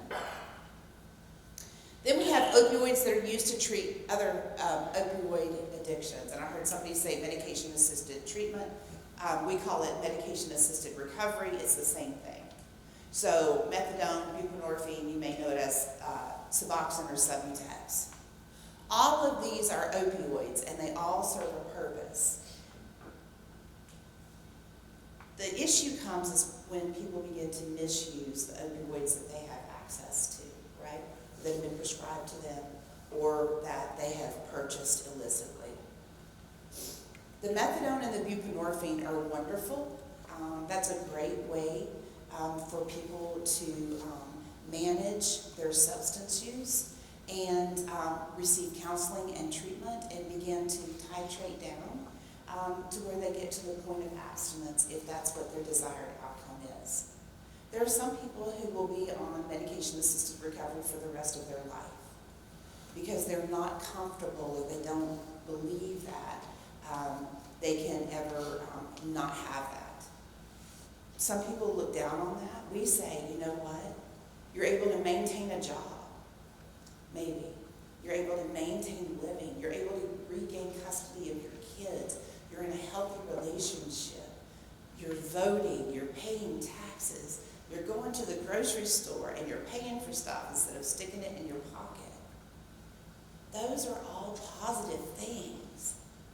So for people who are in medication-assisted recovery, we use the term recovery for a reason, because that is their recovery. Are they completely abstinent from putting a substance in their body? No. But that's recovery for them, and we celebrate that. Briefly, we'll talk about fentanyl. Fentanyl is an extremely strong opioid that can be obtained illegally, but also is used legally in hospitalized or prescribed settings. If we see here on the left, that's a lethal dose of heroin compared to the size of a dime. Then we have fentanyl and carfentanil. The biggest thing I wanted to say to you is, and there's more information on the slide, but the biggest thing I want to say to you is this. There's a lot of myths out in the media and in the community about fentanyl, especially powdered fentanyl. The one thing that I always make sure that I try to say is that transdermal exposure or skin exposure to fentanyl does not present an opportunity for overdose. So if you've heard the thing of you got to wipe down the cart at Walmart before you touch the handle because you might get fentanyl on your hands, how many have heard that? It's been all over social media, right? I actually have heard clinical professionals say that. You need to worry about the flu. You need to worry about E. coli, but the fentanyl part you don't really have to worry about with that. There's been studies done, and I have a great video that I can't show today because of time, but that actually shows someone who tests some heroin, tests positive for fentanyl, then he proceeds to pour the heroin in his hand and hold it for about 10 minutes while a doctor of pharmacology explains why you can't absorb powdered fentanyl in your hand. And the guy is fine. And he's a friend of mine. His name is Chad, and he does harm reduction in St. Louis, Missouri. So if you hear all these things on TV or read in the newspaper about first responders touching a flyer or being exposed to powdered fentanyl, and they are overdosing and then they administer Narcan to themselves and they feel better, yeah, that doesn't happen. You cannot administer Narcan to yourself if you're in an overdose state. I hear the giggles, but we hear reports of that. What we don't hear are the follow-up reports 2 days or 2 weeks later after the chemical drug tests have come back and the substances that they were exposed to were not fentanyl. So I always like to touch base on that because people freak out about the fentanyl thing. It is very serious when it's combined in drugs. If you have a fentanyl pain patch that is formulated to be absorbed in your skin, But very few of us, unless you work in a hospice situation or somebody who may be on palliative care, very few of us would ever be exposed to a fentanyl pain patch unless you are a first responder. So let's talk about who's at risk for an overdose. Now this is where you get to say amen, right? Who's at risk for an overdose? Everybody. Okay. If I never put a substance in my body other than Pepsi Cola and Snickers bars, am I at risk for an overdose? Well, maybe a sugar overload, right? Depending on how much I do it, but not a drug overdose. But yeah, people who have exposure to substances can be at risk for an overdose depending on what that substance is. But which category of people are at the highest risk for an overdose, specifically an opioid overdose? People getting out of jail. Who else? Hard to answer over here. IV users. Okay, yeah, those are all on the list. The elderly, perhaps, because they may have compromised health systems, right? The people who are at the highest risk are people who resume drug use after a period of abstinence. So jail, people getting out of detox, people who are newly into abstinence-based recovery. And why is this? It's because your tolerance drops for that drug. So what that means is that the level that you were using, the amount that you were using, the strength that you were using, once you've been abstinent from that for a period of time, and it can be as short as 2 to 3 days, so if you're thinking a weekend detox or a 3 to 5 day detox, if you come back out and you try to use that same substance, maybe that same batch if you had some left over, or at the same level, chances are you can overdose very quickly because your tolerance level drops and your body is not used to that. So IV drug users, somebody said that. People who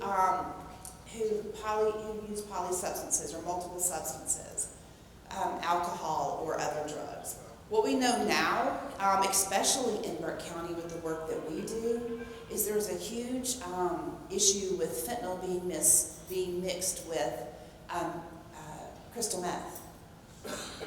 And so what we have here in Burke County, again, is that people are no longer really smoking crystal meth. I mean, that happens some with older generation, but the younger generations are injecting it.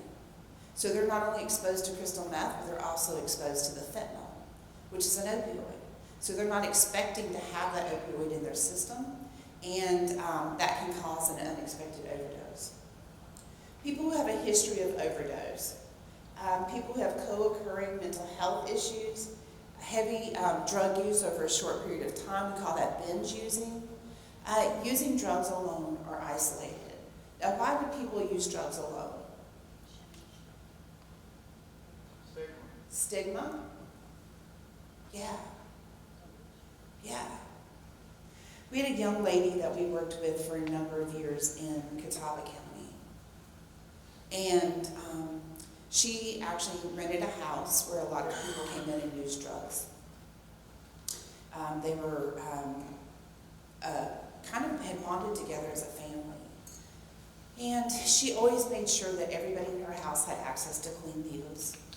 And this is before syringe exchange was legal. So I'm just telling you, we used to run under the radar for about 3.5, 4 years before it became legal in 2016, the syringe exchange, because we believed in preventing the spread of HIV and Hep C.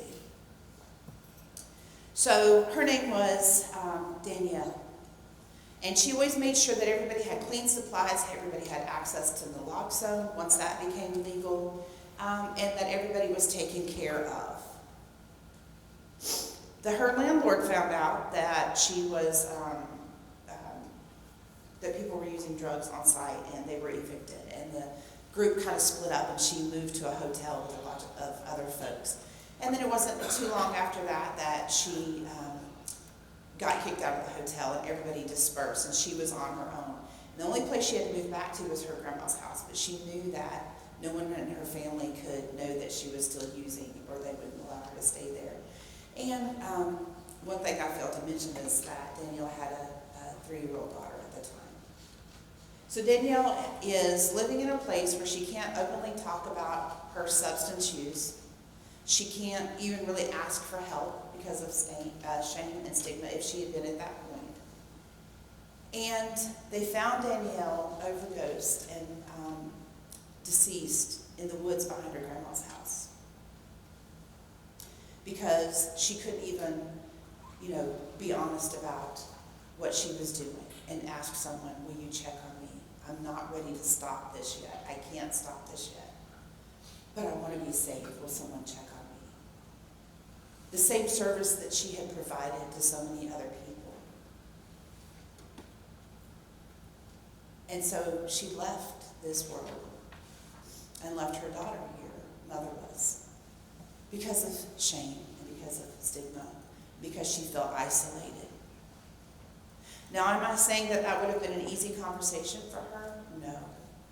If my own daughter came to me with that, would that have been an easy conversation, even doing the work that I do? No. But if we make our homes and we make our communities and we make our communities of faith a more open space to be able to talk to and talk about substance use and substance misuse, maybe so many people wouldn't feel isolated. Maybe more people would be willing to have conversations that might eventually lead to some sort of incremental gains or even abstinence-based behavior. The lack of education about risks of drug abuse, this is really important because we have a relatively new law in North Carolina called the STOP Act.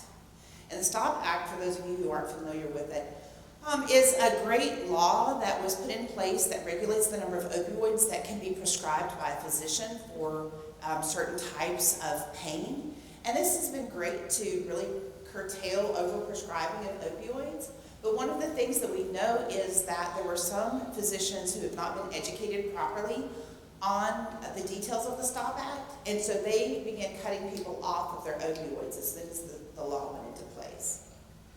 This is problematic because we have individuals who may have been prescribed an opioid for an acute pain, so a short-term pain problem, but then those prescriptions were carried over month after month, year after year, and people became addicted and didn't even realize that they were addicted to those substances until their prescriptions were stopped. And then they were left with, what do I do? I know that I can get out of bed in the morning and take my pill and make it through the day. But when they had no access to that pill, then they realized that they were in trouble. And they didn't even realize that they were in trouble until those prescriptions stopped. So what do we see on our end as harm reductionists? We see the majority of these folks, middle-aged, white women who've been taking pills as prescribed with an unnecessary prescription, who've been stopped, and now they're in the streets seeking pain relief because they have nowhere else to get it. So I have people coming into my office who have no education about the risk of drug abuse. They don't have any idea about really what heroin is or how to use safer practices if they're going to use heroin, who are coming in with abscesses, who are coming in with multiple overdoses because they didn't know who to ask and they didn't know where to go to get that information. All they know is that their little pill that helped them get through the day is not available anymore. So that's important that we educate not only the public, like you, on the work that we do, but we also educate the people that we serve.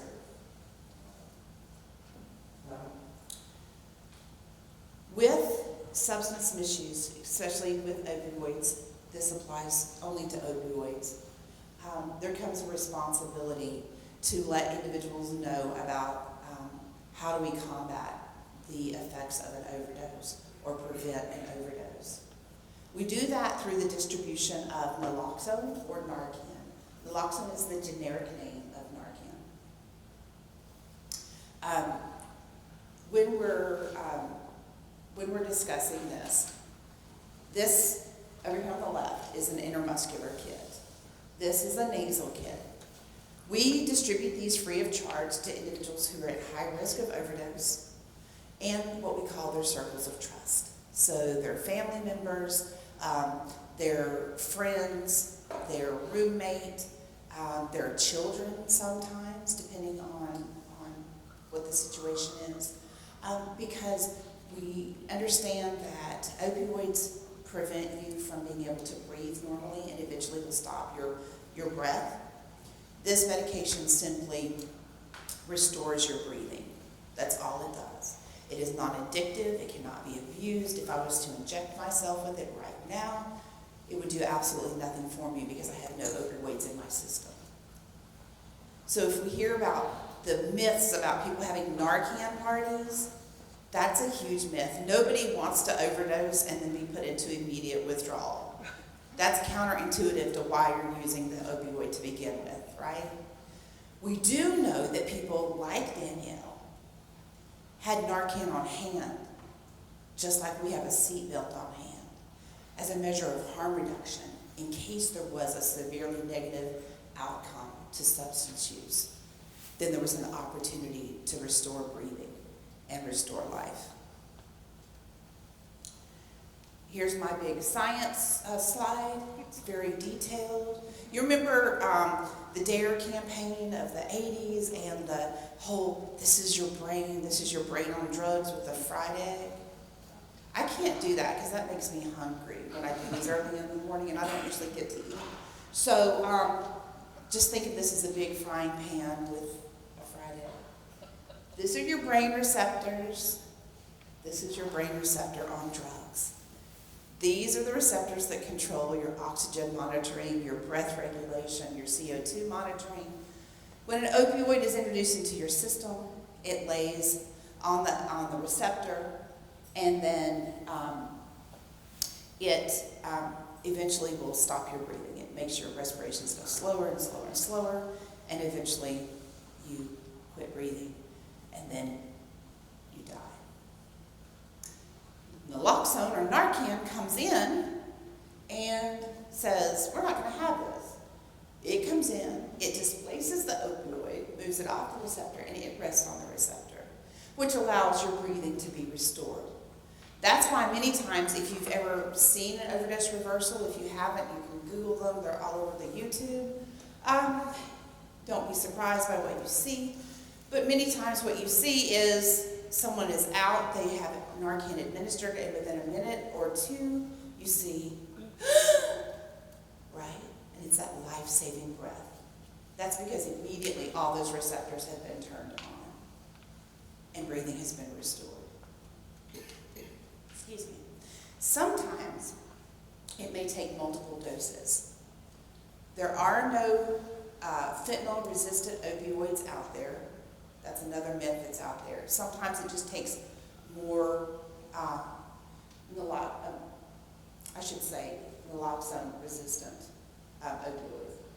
Sometimes it takes more naloxone doses depending on the amount of medication. One thing we do know is that if people are using multiple substances, so if they're taking pain pills and they're chasing it with alcohol, and they become drunk before they overdose, when you restore their breathing with naloxone, they're still going to be drunk. So just be prepared for that. This only addresses opioids, but it's life-saving, and so we want to make sure that people have that. So now we've gotten through the street side of harm reduction and just very basic opioid and overdose reversal. Do we have any questions about any of this? Because now we're getting ready to get into the ministry part. This is my favorite part. This is where my why and my what come together. What does love look like? It has the hands to help others. It has the feet to hasten to the poor and needy. It has the eyes to see misery and want. It has ears to hear the sighs and sorrows of men. That is what love looks like. I love this quote by St. Augustine, because love is at the key and the core of what we do. Talk is cheap. Go do love. If I didn't have this jacket on, you would see my other phrase that I like to use, which is emblazoned on my arm, which says acta non verba. Anybody in here speak Latin? You cheated. I speak Latin too. Actions, not words. That's what it is. Sometimes the words that we use can be a barrier to care. It can be a barrier to even engaging someone in conversation. If I'd gotten up here and used every four-letter word that I may or may not know, would you still be listening to me right now? Some of you I know would not, or you wouldn't be happy about it. We use the words that we need to use to engage the folks. Not that I would come up here and do that, I'm just saying. But we use the words that we need to engage folks. But if we speak with the tongue of love in everything that we do, sometimes that's enough. And we don't have to say anything at all. I use this picture, and I love this picture with the talk is cheap, go do love. Because this picture was actually taken at the largest atheist conference in the Southeast that we participated in as a ministry about 4 years ago. It's called ReasonCon. It was held in Hickory. And we were invited to come in as harm reductionists and set up a booth. And when we first got there, before we even had our table set up, we put out our little sign across the front that said, the Olive Branch Ministry, and immediately we had people coming to us. What are you doing here? We don't need your Jesus. We're not converting. Why are you here? This ain't a Christian space. We weren't there to convert anybody. We weren't there to even talk about Jesus. We were there to make sure that they had access to condoms and that they knew about syringe exchange. Yeah, our sign says ministry, but we knew that if we came in talking about Jesus and evangelizing, we would have gotten, instead of from the 2 or 3 people that came up to our table, we'd have had 200 or 300 people giving us that same response. We didn't have to say a word about the God that we serve, the God that we love, the God that inspires the work that we do, to create a presence and to create some really good relationships out of that conference.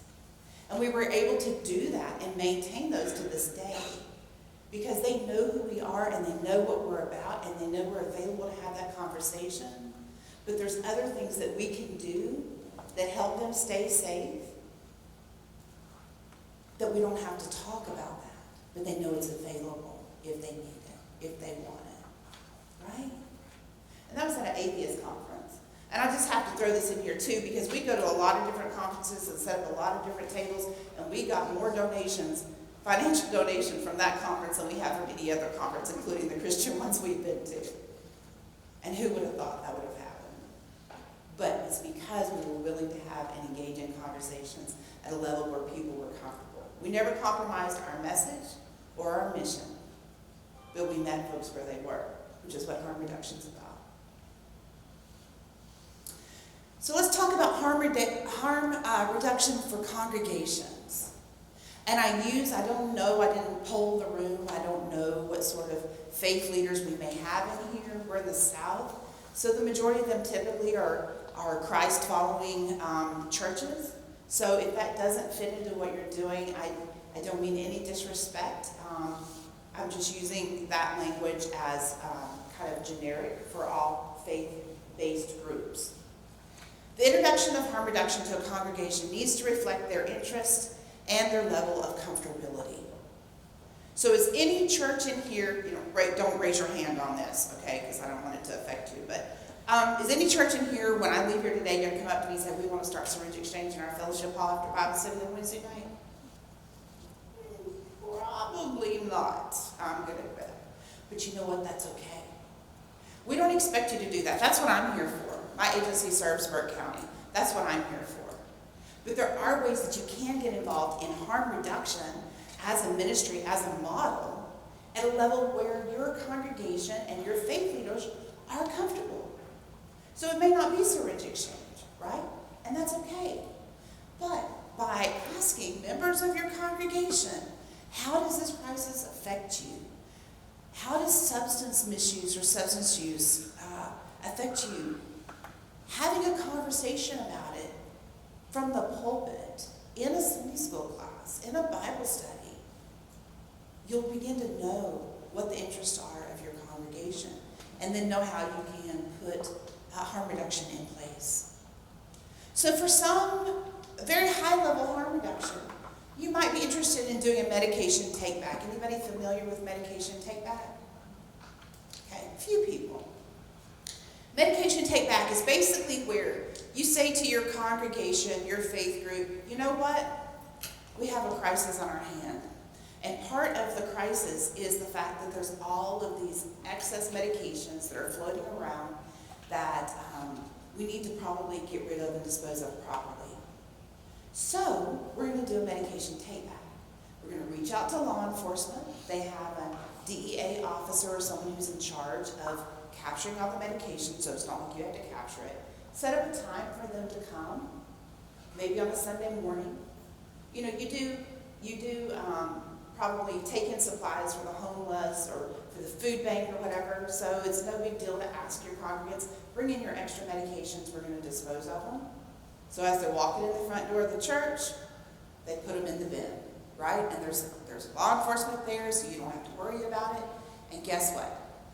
They get rid of that medication, they feel better, they feel like they're contributing to the overall issue of substance misuse. They've never had to interact with someone who uses drugs because that might make them feel uncomfortable, right? And we want to meet people where they are. They don't have to do that, and that's okay. It's still harm reduction.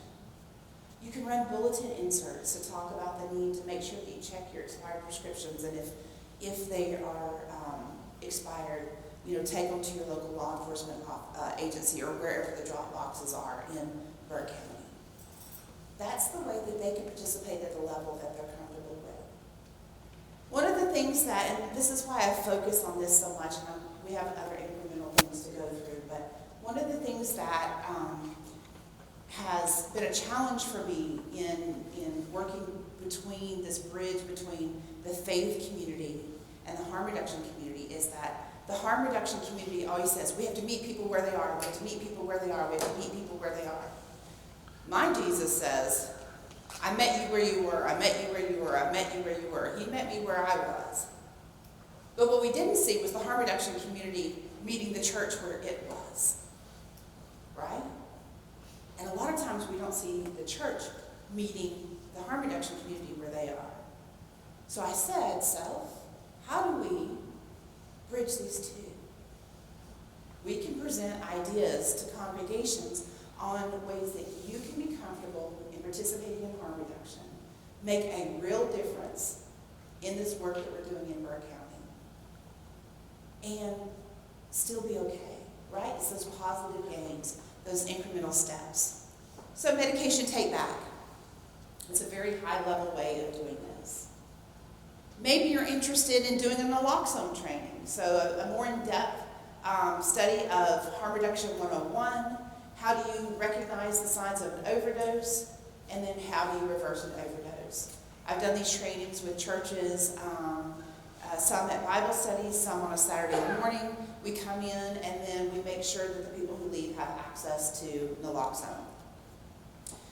So that's one way to do that. The other way is to maybe help put together overdose reversal kits. Now, that is a really great thing because it saves our staff a lot of time in putting those kits together. But it also allows your faith or your group or your congregation to maybe do a blessing of the naloxone, right? I believe in the power of prayer. I'm hoping y'all believe in the power of prayer. So pray over these supplies before they're put out into your community. And pray that whoever's life it impacts is ready to take that next positive step. And that's a way that you can become involved. Again, it's not a lot of interaction with the folks that we serve, but it makes a big impact on the community. We like to think outside the box at Olive Branch, so we have developed a program called Hookin' for Hope. And that program involves these lovely little crochet bags that you can see here. There's a group that meets in Burke County called the Catawba Crafters that does a lot of knitting of scarves and hats for homeless individuals, and that we use in our homeless outreach. But they also make medication bags for people to put on the back of their wheelchairs who are in nursing homes and in resident facilities. And you can't see it in this picture, but in this little gathering stream, there is a reflective thread. And they use those on the hats, so that way if someone is walking down the street with a hat and a car headlights hit them, it bounces off so they're able to be seen. So we asked them, would you consider putting the reflective thread in these medication bags so we could put naloxone in them, so that we could give them to people, so people, one, have this touch of someone personally cared enough for them to make this bag, right? It's kind of a feel of home for a lot of folks. But then also, if they're living in a place that doesn't have electricity, the woods, in an abandoned house, maybe in their car, that if they need to find their naloxone, they could shine a cell phone light or a flashlight and find their naloxone quickly in the case of a digital overdose. And they said, sure, we do that. Well, I made this presentation at a group in Gaston County, and next thing I know, the ladies at First Presbyterian said, we want to do you one better. We're going to make these bags, but we're going to make them bigger so you can put syringe exchange supplies or snacks and bottles of water and wound care supplies in them. Can we do that? So now we have bags that are this big, and we have bags that are this big. And people come into our office in Gaston County all the time and say, hey, can I get this bag? Can I get that bag? It matches what I'm wearing today. Or that bag reminds me of a quilt that used to hang over my grandma's rocker. And it's a personal touch. Now, none of the ladies that started this for us had ever even heard of naloxone before we took it to them. But now we have groups that ask all the time, do you need any more bags? How is that going? Have you heard of anybody using our bags? It's a way to reach into the community at a level people were comfortable at, but it makes a huge impact. And so now I have people from all over the country, because of this Hooking for Hope, that are emailing me saying, can we get the pattern for the bag? We want to try this in our community. Maybe your church is interested in doing a supply drive. Again, we take up food for the homeless or for the food pantry, or we may, Christmas just passed, a lot of churches put together blessing bags for the homeless. And what I'll tell you is, no homeless person needs 12 toothbrushes at one time. Okay? And we laugh, but I've seen that happen. They go to this place and they get a blessing bag, and they go to this place and get a blessing bag. Or better yet, the church goes out and distributes them in the street. And next thing you know, somebody's got 12 Ziploc bags, and every one of them has a toothbrush in it. They don't have the space to carry that stuff, first of all, y'all. This is a side note. Right? It's not something we should just be doing at the holidays. So that's just my little side note. We should do that throughout the year, right? And better yet, ask them what they need. Ask them what they need. Some of our folks, and I don't mean this as disparaging, but it's the honest truth, some of our folks don't have teeth. They don't want a toothbrush, right? But they could use a mouth swab, or an extra bottle of water, or some mouthwash, right? But we don't necessarily think about that because we think, oh, this is what we think they need. Again, just to sum. But we can do supply drives, we can do wound care kits, we can do syringe exchange kits. All these things are very helpful. They help reduce the financial burden of the local harm reduction agencies, but they also get your congregants involved at a level, again, that they're comfortable with. We've yet to interact with any of the people that our agency serves, right? But we've already explored a lot of ways that you can become involved. Now here's where we get to dealing with folks.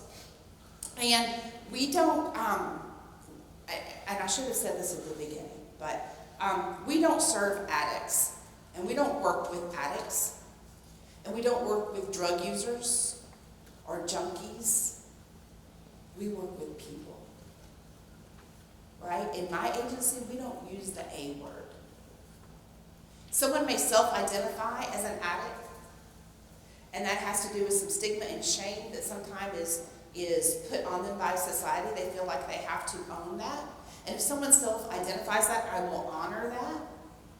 But I don't meet an addict. I meet a Tom, or a Danielle, or a Jerry, or an Alfonso. And that's how we refer to the folks that we serve. So, what happens when our folks need to get to medication-assisted recovery, or they need to get to a court date, or CPS is working, Child Protective Services is working with them on a possible reunification plan, but they don't have a way to visit their children? This is where the church can step up and begin really to interact with folks, right? If you have a van that sits in your parking lot Monday through Saturday and only goes out to pick up people on Sunday morning, what are you doing with that van? Do you have some senior citizens maybe, or someone who's not working, who's willing to get up in the morning, because they're an early riser? That would not be me. But they're an early riser and they're willing to take someone to medication-assisted recovery. Someone who may not have a way due to lack of public transportation or funds. May not be an everyday thing. But for some programs, if you miss 2 or 3 days of your appointment at medication-assisted recovery, then you're kicked out of the program. And it may be hard to get into another one. So by being that kind of fill-in to help with some transportation issues that may be here in Burke County, that's a real possibility and a real way for folks to get involved. If you have a church van or a bus, if you have some volunteers, if you have some folks that may even be willing to use their own vehicles and say, guess what? I just want to be available. That's just it. I want to be available. Doesn't mean you have to get them in the car or the van and play Jesus music or have a theological conversation. That's not the time or place, remember? Actions, not words. The simple fact that your congregation or your members are willing to get engaged at that level speaks volumes. And the opportunity for those theological conversations will come. I promise you, they will come. But if you start off with that way, just like if I had started off up here cussing and saying all the things that would, make my mama cry, the conversation we'd be having now would be received a lot differently. So think about that. That's another way for you to get involved directly with folks. Then we come to syringe exchange. We operate syringe exchange in 7 counties. Iredell, Catawba, Burke, Watauga, Lincoln, Gaston, Cleveland counties. This is our volunteer, Ashley, from Watauga County. This is one of our staff folks, Patty. She works for us in Cleveland County. So Points of Hope is our syringe exchange program. If there was a congregation or a faith group or just a group of folks that decided they wanted to do a fixed site syringe exchange here, then we can certainly have that conversation. Fixed site means an actual location where folks can come and pick up supplies and drop off their dirty supplies. And it's all legal. We do mobile exchange, which means we go and meet people where they are. I have explored the back roads of Burke County like nobody's business. Places where my GPS gets me there but can't get me back out. And we cover a good portion of Burke County with that. But syringe exchange promotes the building of trusting relationships with folks. It increases the increased availability of clean needles, reduces HIV infection, reduces Hep C infection. The programs are cost effective. The bag that we give to someone that contains clean injection supplies costs anywhere from $17 to about $21, depending on what's in it, because we customize our bags based on the use of the individual and what they have expressed their need is. Anybody know what the treatment for Hep C is if you don't have funding? We got some public health people in here. I know we do. Yes, you do. Okay, you know what the cost for Hep C treatment is? It's well over $100,000. Well over $100,000. Anybody know what the lifetime cost for HIV treatment is? Do what? I hear some numbers. More money than ours. Yeah, yeah. Hundreds of thousands of dollars. Anybody know what the cost of treatment for endocarditis and the heart valve replacement is? be upwards of $250,000. All of those diseases can be stopped and prevented by syringe exchange, which costs $17 to $22 depending. Now you tell me, taxpayers' dollars going to pay for folks that are uninsured to cover their medical expenses to treat those, or syringe exchange? Purely from a financial standpoint, syringe exchange makes sense. And then, as I said earlier in the presentation, people who participate in syringe exchanges are 5 times more likely to enter into an abstinence-based treatment program. Maybe you have space and time for a support group. Families who are directly impacted, a grief support group for families who have lost members or loved ones. Maybe a traditional 12-step or a Celebrate Recovery, or a Smart Recovery. Actually tonight at our new center in Hickory that we opened up, we partner with Northminster Presbyterian Church. There, they graciously have given us space for our program in Hickory. We start our first MARA group, which is Medication-Assisted Recovery Anonymous. We're very excited. We're the only MARA group that is open, that is not clinic-based in our area. And that's amazing because a lot of times folks that are participating in medication-assisted recovery do not necessarily feel welcome in the rooms of AA and NA. And so giving them an alternate space is great. And on that campus, we already have Al-Anon, that means we have AA and NA, and an all addictions group. So integrating another support group is really not that costly time-wise. Just making space available is important. We are part of the National Faith and Harm Reduction movement.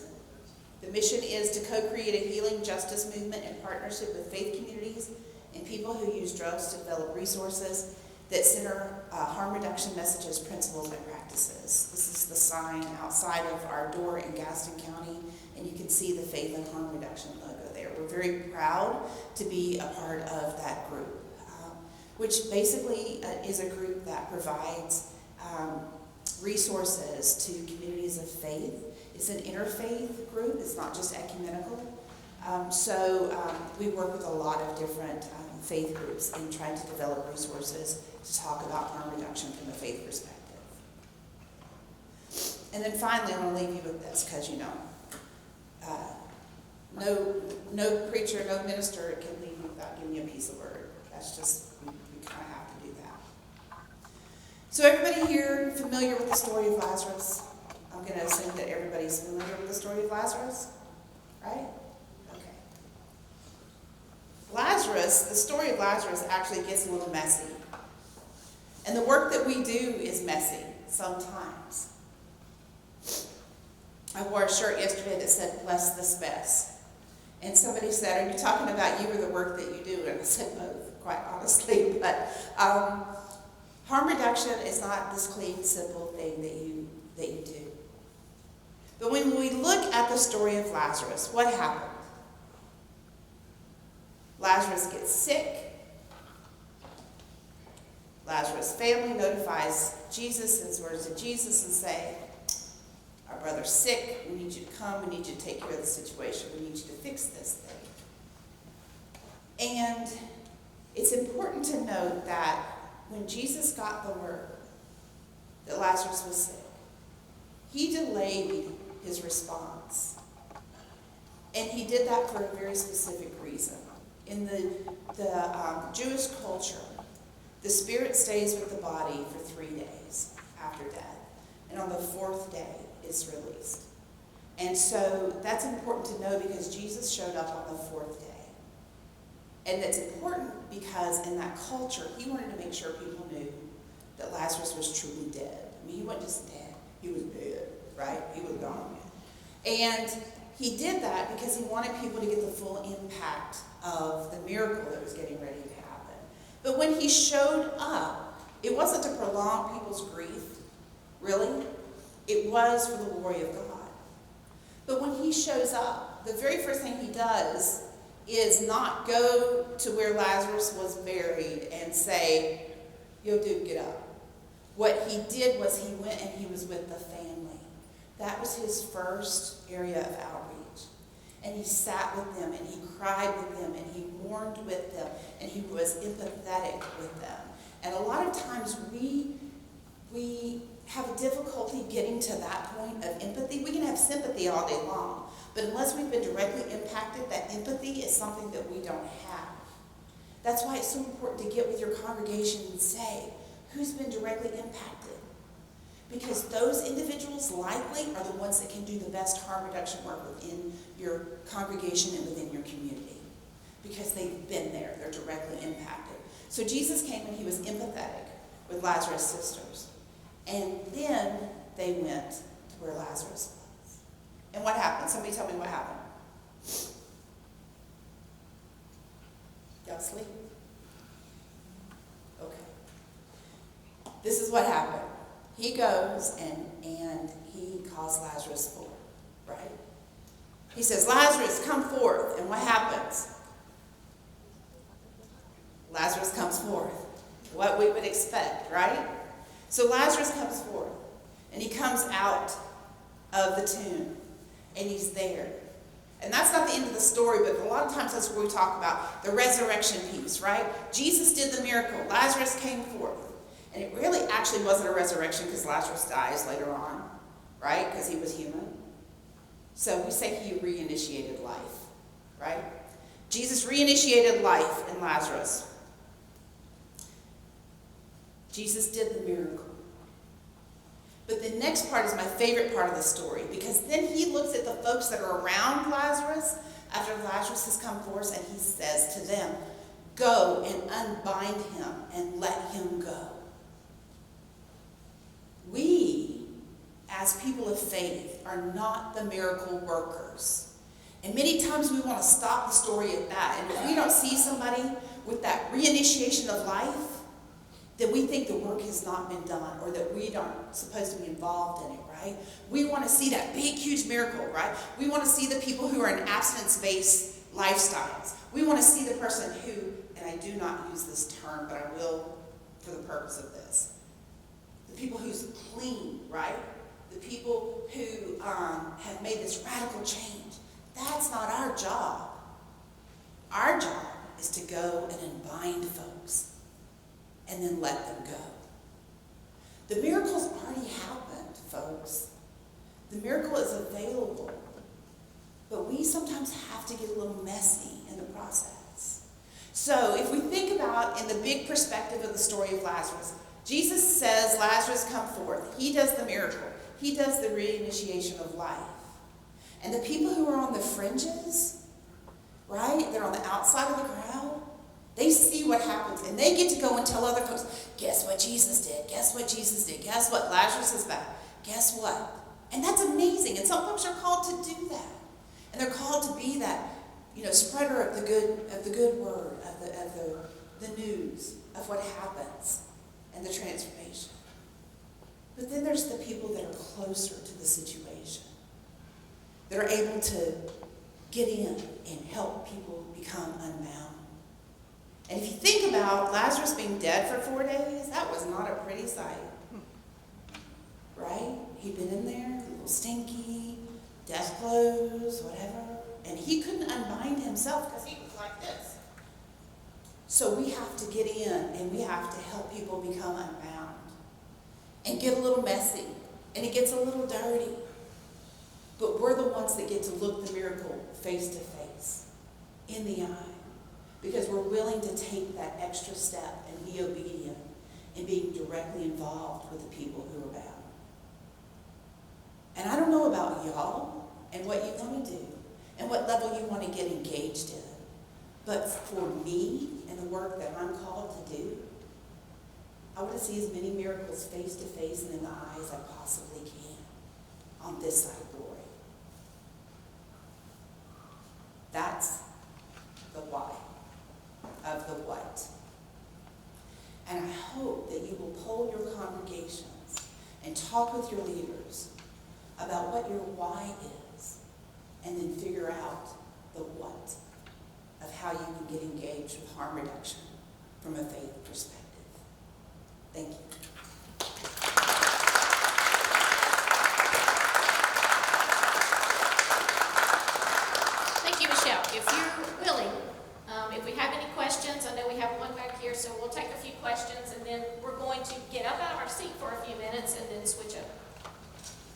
Michelle, my name is Ricky Johnson from Burke Recovery. First of all, I appreciate what you're doing with harm reduction. I believe in it, and I do think that it works, and you're making a difference.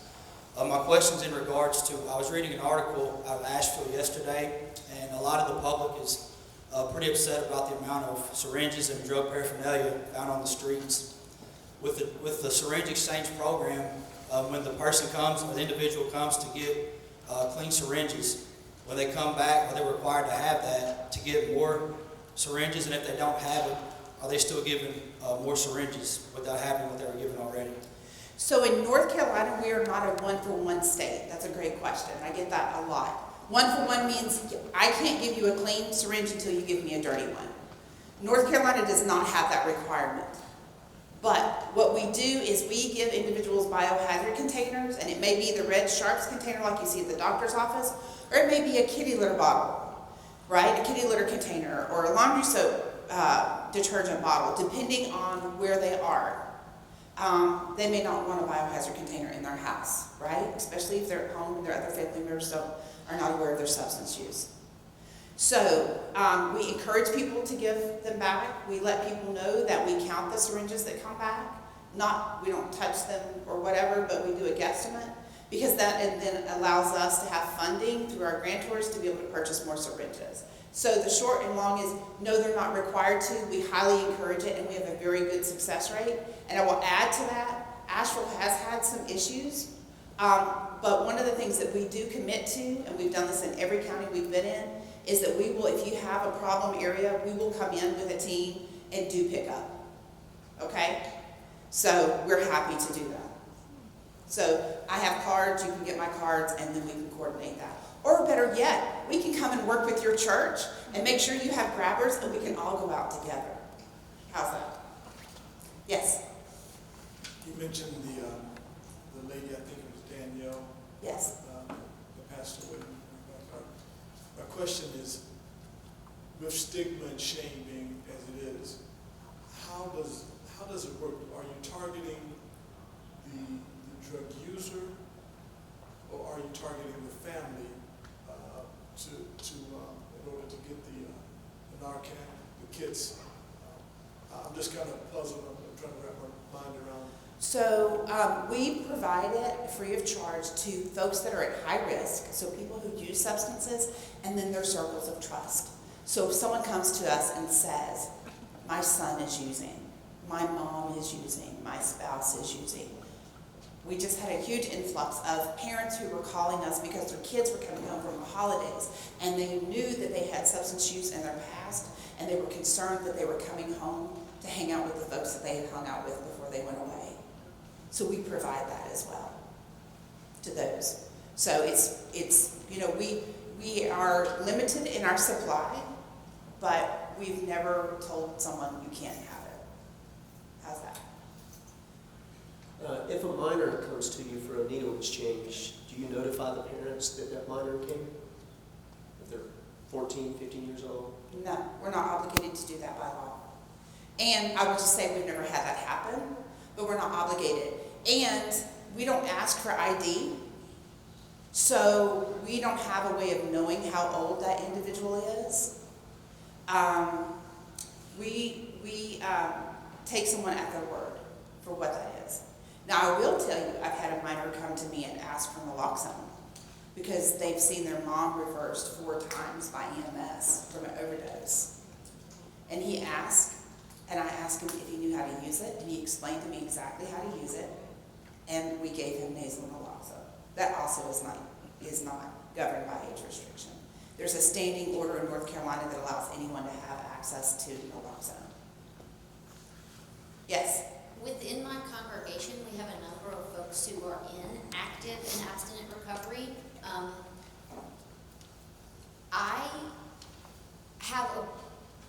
The comfort level feels different to me in that situation. In other words, I'm very ready to deal with people who might be clutching their pearls about drug use. But I'm also highly defensive of my folks who have been there and don't want to go back and don't want to be exposed to sort of their People, places, and things. Exactly. Yeah. So, I just feel like I'd like a little help with understanding how to help a congregation be open to folks who might still be using or might need harm reduction in that field, while also trying to get my mama bear on about my folks that are fighting the good fight, to be in the kind of recovery that they choose and need to be in. Well, I think that's very important. Like I said, you need to know the level that your congregation is comfortable with. And you may have some folks that are in abstinence-based recovery that say, this is not a trigger for me. So they may be willing or able to get engaged at a different level. One of the things that we did with Northminster Presbyterian is we had to have multiple conversations with their session, or their elders, because there were a few members in the congregation who've been long-term participants in traditional 12-step programs that have been in long-term abstinence-based lifestyles, who quite frankly were not comfortable with having syringe exchange on their campus. And so we had to have some conversations about, this is what it looks like, this is what it doesn't look like. Really dispel some myths. And in the end, those individuals were supportive of what we do, or they said, that may not work for me, and I don't want to participate in that, but I don't want to stop, services for individuals who are not yet where I am. So again, it's just really knowing and being able and willing to have open conversations. Yes? Does your ministry, your agency, do you also offer any services or assistance to people who may be on the verge of self-harm, or I don't want to say, is it just a narcotics thing, because it's not just anything, but do you offer any help for people who are just struggling with depression, anxiety, that kind of thing as well? We are not a clinical agency. We are strictly harm reductionists. So we make referrals to individuals. For individuals, we will offer peer support and get that person linked with care, but that is not something we primarily focus with individuals who use and misuse substances, with sex workers, and then we help link folks to care. We're kind of a bridge to care agency for the most part. We do offer HIV and Hep C testing and a few other things, but primarily substance use is what we focus on. Hi, I am an outreach coordinator for Oxford House, which is a sober living environment. And we try to get the naloxones in our houses because, as you said, with the high risk for overdose, people who have stopped using and then return to use, we've had some incidences. We do have trouble getting our hands on some of it though, because you have to either go and get a prescription for it. Do you have any resources? Call me, and we will come and we will train the residents at your Oxford House, and we'll make sure that you have at least a couple of doses, and when that gets used, then you call us and we will get you more. Thank you so much. You're very welcome. Anybody else? Questions? Michelle. Hey. I don't know if you can answer this or not, but you had a statistic. You said that those who participated in needle exchange programs had a 5 times higher rate of entering an abstinence program, or recovery program. And I'm just wondering, it seems like a chicken or the egg thing. Do you think those people just have a higher sense of self-care and self-preservation, and that's why they participate and then move on to the next stage, if you want to call it the next stage? Or do you feel like people who have that program offered to them develop a sense of self-care and self-preservation that might not have been there before, that allows them to take that next step? I think they find hope in the fact that someone's willing to talk to them and not look down upon them. I think they find faith in a system that they think failed them. They find faith in themselves. Perhaps they find faith, a theological faith, if they're dealing with faith-based harm reduction. But I think it's more about hope and faith in themselves. People who misuse substances are extremely resilient. They really are. But sometimes they forget that and they don't know how to tap into that. So by offering that support and helping them unpack some of the ish that they carry around with them through peer support and through engaged conversations and relationship, we see people make positive changes all the time. Yeah, and one of the things that we do is that if we have someone who comes to us and they say, I want to go to a 12-step program, we offer to go with them to that first meeting to watch them pick up their wet, right? Because that can be a really scary thing.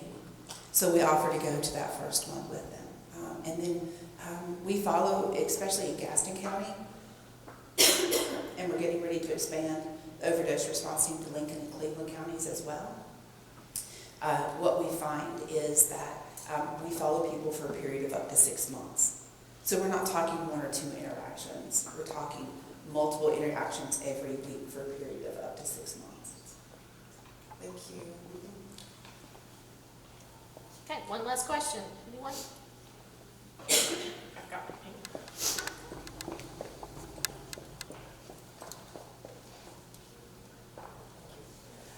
You've spoken a lot on dealing with the people who are misusing any kind of substance. Is there any emphasis at all on prevention, like preventing doctor shopping or buying illegal drugs online? Is there anything along the lines of prevention? We are so, I won't even say knee deep, shoulder deep in dealing with the lack of prevention that we have in our society right now. We're dealing with the aftermath of that. So I'm not an expert in prevention. I'm not an expert in harm reduction, but I know a lot. And what I know is that as we educate people, we're able to then feed some prevention pieces in, right? But society as a whole, especially in the United States, has done a terrible job at prevention, which is why we're in the crisis that we're in now. So I'm going to leave that to the experts, and hopefully we can find some experts that can do that really well. And we link to that, and we go and talk with folks. But right now, we're just trying to keep folks alive, because we know the only person that can't recover is a dead person, right? So that's what we're in. I wish I was in the prevention side, but I don't have the luxury of that right now. Everyone, thank Michelle.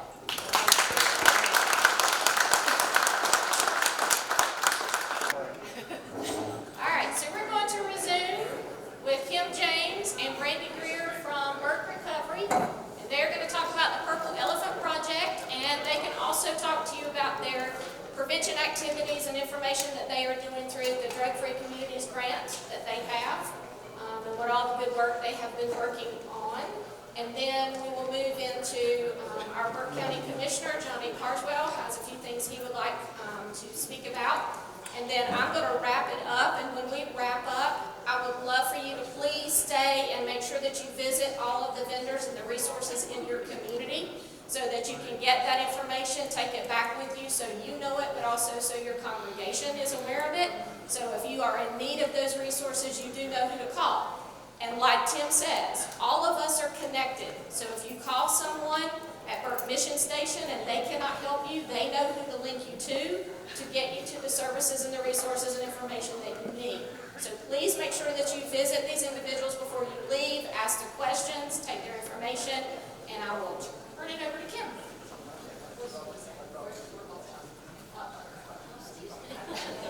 I move around, so my name is mine. So hi, my name is Kim James, and we'll talk a little bit about ourselves in a second, but I wanted to talk about the elephant in the room, not just the one on the screen, obviously. But the elephant in the room we decided to look at through the lens of recovery. Does anybody happen to know what the color of recovery is? Purple, absolutely. So thus, the Purple Elephant Project. An interesting story as we talk about understanding the journey. The Purple Elephant Project, the very first conversation that we had about it happened in New New Day Christian Church. So I think that's awesome that we're talking about an initiative that started as a faith-based initiative. So we wanted to take you through to truly understand the journey.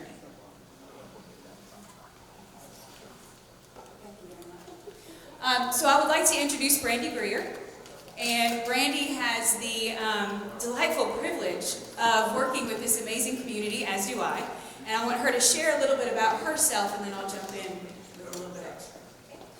Hi everybody, thanks for being here. We are excited to have this opportunity to speak with all of you, especially the faith community.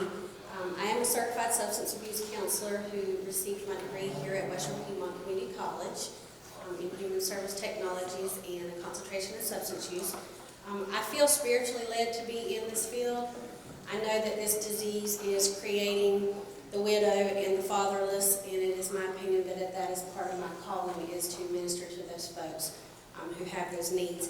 I also know that I am friends with a miracle worker, and that we are in a position where we have a direct line with the ultimate healer. So I like to incorporate those things in the things that I do. I know it's not everybody's path, but it was my path. And spending 15 years in recovery now, I have found that very few people that I meet who have been successful in long-term recovery can tell me their story without mentioning the spiritual aspect of it, because really it gives us hope, and sometimes hope is all we have to offer to folks, and sometimes that's all it takes.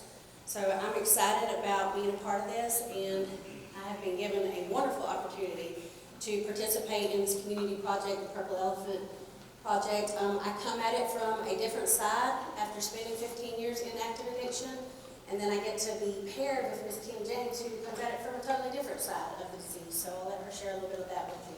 So we realized that whenever you have an individual that's suffering from the disease of addiction, there's always another side to it, right? There's always the family, there's always the friends, there's always their support system. We don't exist on an island unto ourselves. And so the great part about working together in tandem is that it's a perspective issue. Brandy represents the perspective of someone who's been there, done that. My perspective, I've been there and done that too, but I've seen it from the other side.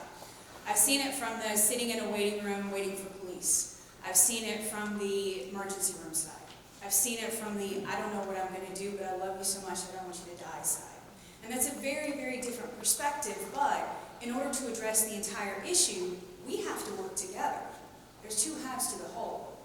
My path is a little different. I'm not clinical at all, and my clinicians will absolutely tell you that. They will say she's not allowed to be a clinician, because that's just not what I do. So I have a master's in rhetoric and composition, which means that I know how to speak and write. That's pretty much it. I came up through higher education. I was actually a college professor for several years, and then ended up in grant writing and doing consultation, and then sort of stumbled into this field. Those of you that understand faith-led and divine inspiration, there's no stumbling, right? It was definitely a led calling, and I truly, truly believe in what we do, and that's what we're here today. So we're going to talk to you a little bit about the Purple Elephant. The Purple Elephant is a program that was spawned from the DFC program. DFC is Drug-Free Communities. It is a federal grant funded through the SAMHSA institution, which is Substance Abuse Mental Health Services Administration. The main goal is prevention and reduction of substance use and misuse in Burke County. Our primary focus has been non-medical use of prescription drugs and alcohol, because that is the biggest problem we have with our youth. And like Michelle has said, prevention goes a long way. I don't know if you've ever heard an ounce of prevention is worth a pound of the cure, but that's the truth, and it starts with our young people. So those are the heaviest concentrated areas. However, we are fully aware of the other issues that we have, especially once the kids get out of high school, and the young adult issues and the other substances that we're faced with here in Burke County. We do youth prevention and intervention education as one of our biggest outreaches. We also do community outreach. We're at businesses, schools, nurses, whoever we can get together, whoever will give us their ear. We're doing trainings and teaching them, providing information and education for them, as well as serving as a support for our community coalition, BSAN. Has anybody here heard of BSAN? Oh, that's great. Burke Substance Abuse Network. So that's terrific. So when we talk about the issue of substance use, it's not just, oh, well, here is, and I'm going to use Danielle again, here's Danielle and she has substance use. That's her one issue and that's the only thing. If we fix that, everything else will get better. Anybody here believe that? I'm not even raising my own hand, so there's your clue. Absolutely not. We have to look at the health of our community as a whole because this is just one piece of it. But if we look at every piece and put all those pieces together, we can have a true impact on our community. So there is a group called the Burke Wellness Initiative. It's comprised of several different agencies, several different individuals that work together to look at the overall health of our community. It's led by the health department, and Ms. Lisa Moore is actually our fearless leader back there.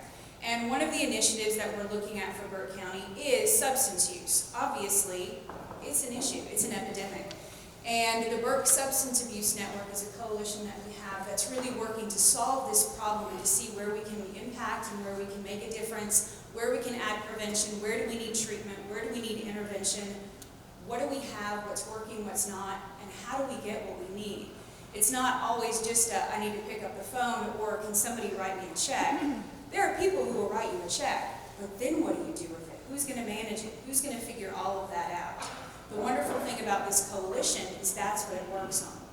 And I will tell you, I've been to coalition meetings in places like Raleigh, places in Wilmington, all across the state. They have about 15 people that sit around a table to work on the issue. BSAN has over 150 active members in Burke County, over 80 active organizations. That is unheard of, and I am extremely proud to be a part of that community. So just a little bit more information on BSAN. This orange card, you maybe have seen them. We literally harass people who have businesses and stores and schools and everywhere in the community and beg them to let us put these out because there's important information on here. There's contact information, how you can get involved. You can contact us, learn how to start the conversation, join the conversation, just be a part of the movement. BSAN is a coalition of providers, support groups, related agencies, and other stakeholders who get together to network and identify gaps in service. We then strategically plan interventions and resources and develop those things so that we can implement them into the gaps of the service, so that in hopes of creating a better community for everybody. And if you'll see at this table over here, we have two gentlemen. They're very friendly. In blue shirt and red shirt. Ricky's already spoken a couple times. They have these cards, so please feel free to pick up as many as you want. The first step to addressing this problem is talking about it. Now, how many in here know how to talk? Yeah, I didn't think that was an issue. So that's all you have to do to get it going, right? Is to say, hey, let's talk about this for a second. Let's have a conversation. If we sit in our seats and we don't say a word, is anything going to happen? No.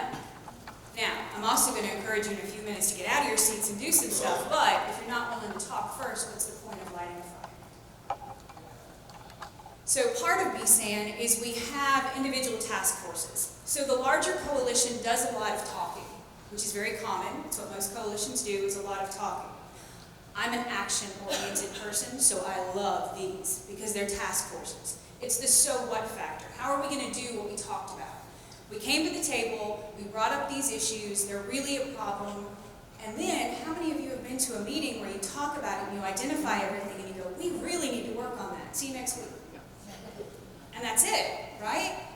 There is no see you next week. It may be see you next week, but it's see you next week after you go meet with your task force and do something, and let's talk next week about what happened.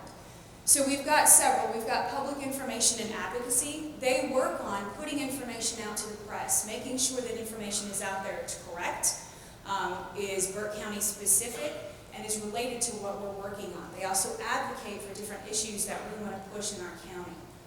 They also push different marketing pieces. So we did some anti-tobacco marketing pieces with some youth. We have pushed out some other vaping things. Lots of things come out of that task force. REAP, which is Prescription Education, Awareness, and Prevention, focuses only on non-medical use of prescription drugs. The sheriff spoke about the 7 drop boxes that we have in our county. A year ago, we had 4.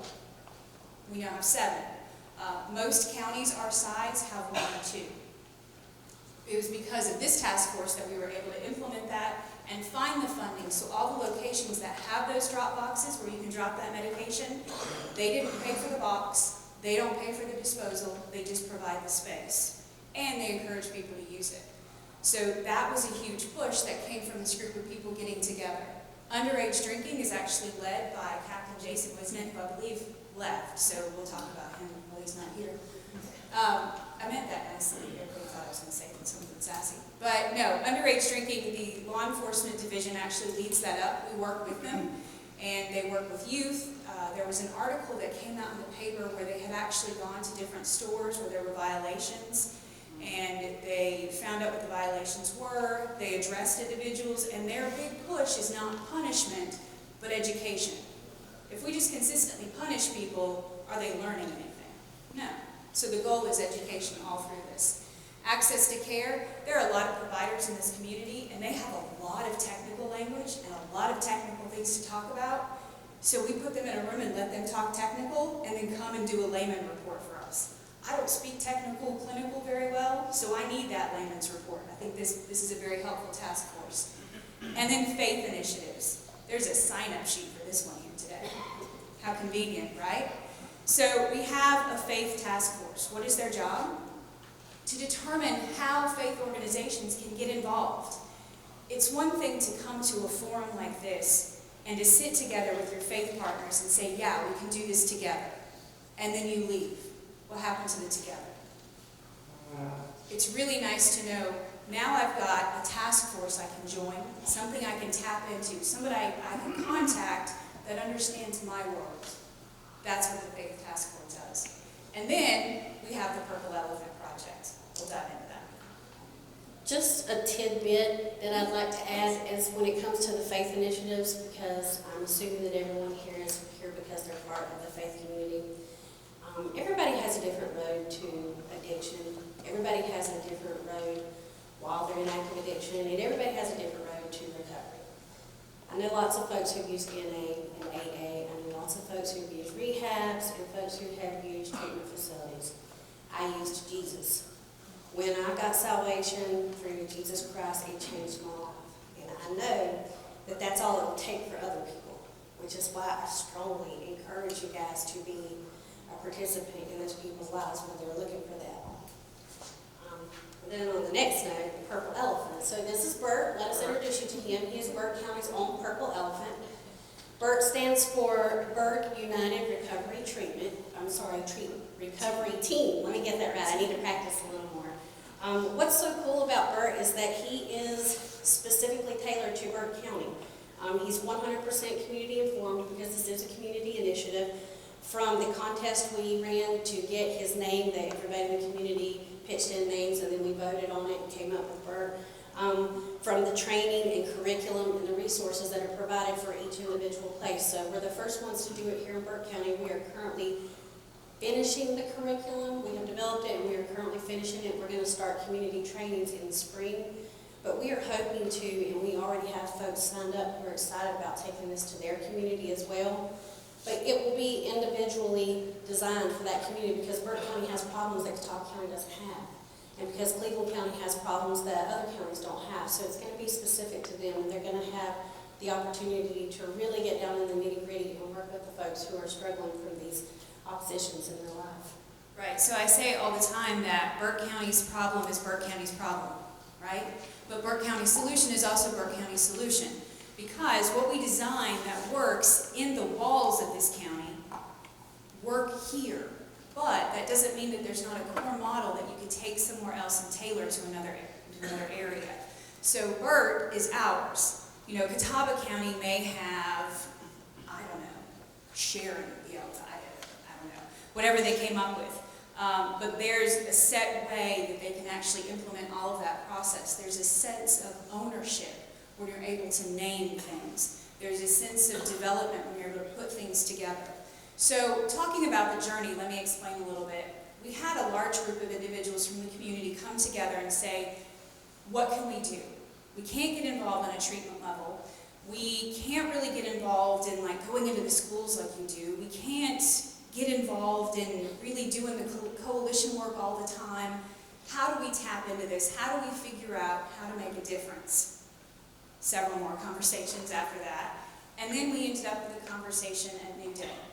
And we talked about, again, the elephant in the room. Okay, well, how do we talk about the elephant in the room? How do we address it? What would really be the magical way to figure out how to connect people with what they need? So a story was told. And we had a young woman who works in a dance studio. She said, I had a kid who walked in and said, I need help. And I didn't know what to do. That's where it started. How many of you have ever had that situation where somebody walks in and you say, I didn't know what to do? They said they needed help, and they said it was, they had an issue with substance, but I didn't know what to do. Anybody ever felt like that? Yeah? Anybody ever fake it till you make it when you feel like that? Yeah? Quick prayer while you're faking it till you make it? Absolutely, yes. So we didn't want people to have to fake it till they make it. So we worked with community members. The entire process is community-led. There are people in recovery. There are people on the other side of recovery, which is still recovery, by the way. There are individuals that work as treatment providers. There are students. There are parents, all across the board. To develop this program, it's community-wide. It's to train businesses, churches, any organization whatsoever, to respond to individuals experiencing substance use obstacles. So after completing the training, those places become safe havens. So let me give you a scenario. We have Danielle. Danielle walks into your agency, your organization, what have you, and she says, I need help.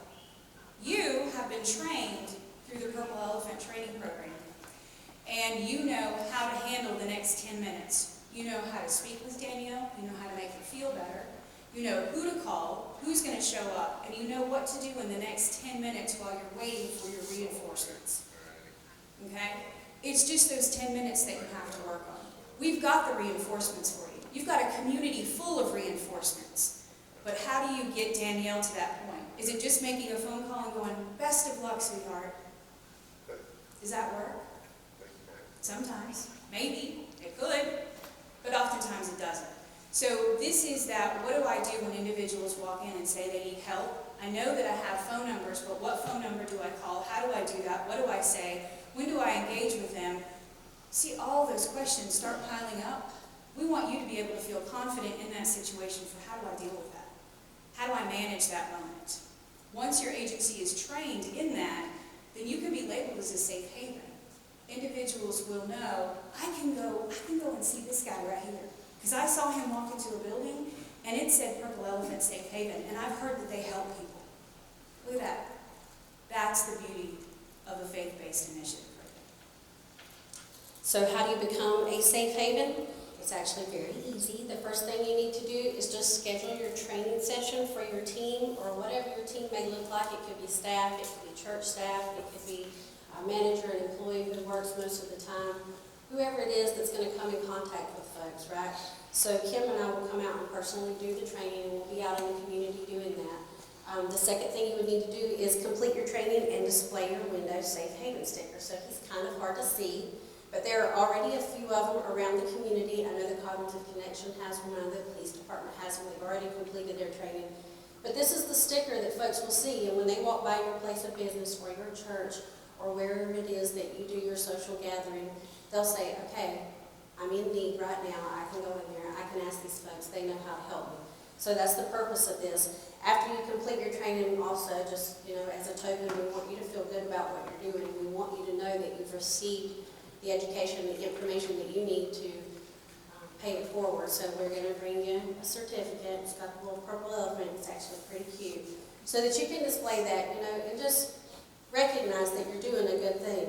The third thing is to just start changing lives and healing our community one person at a time. And we hope that you guys will be open to that. And we hope that this is a useful tool for our community. And I will say that bird's pretty cute, but he's not super cute on purpose. So it sounds a little adorable when we talk about a purple elephant. When we first had the conversation, people were like, oh my gosh, it's going to be like Barney, but an elephant. No, he's not. How many of you thought that, obviously, when you saw it on the agenda? Anybody? Yep, yeah, I knew it. At least one. So he's not cute, and he's not adorable, because this is not a cute and adorable issue.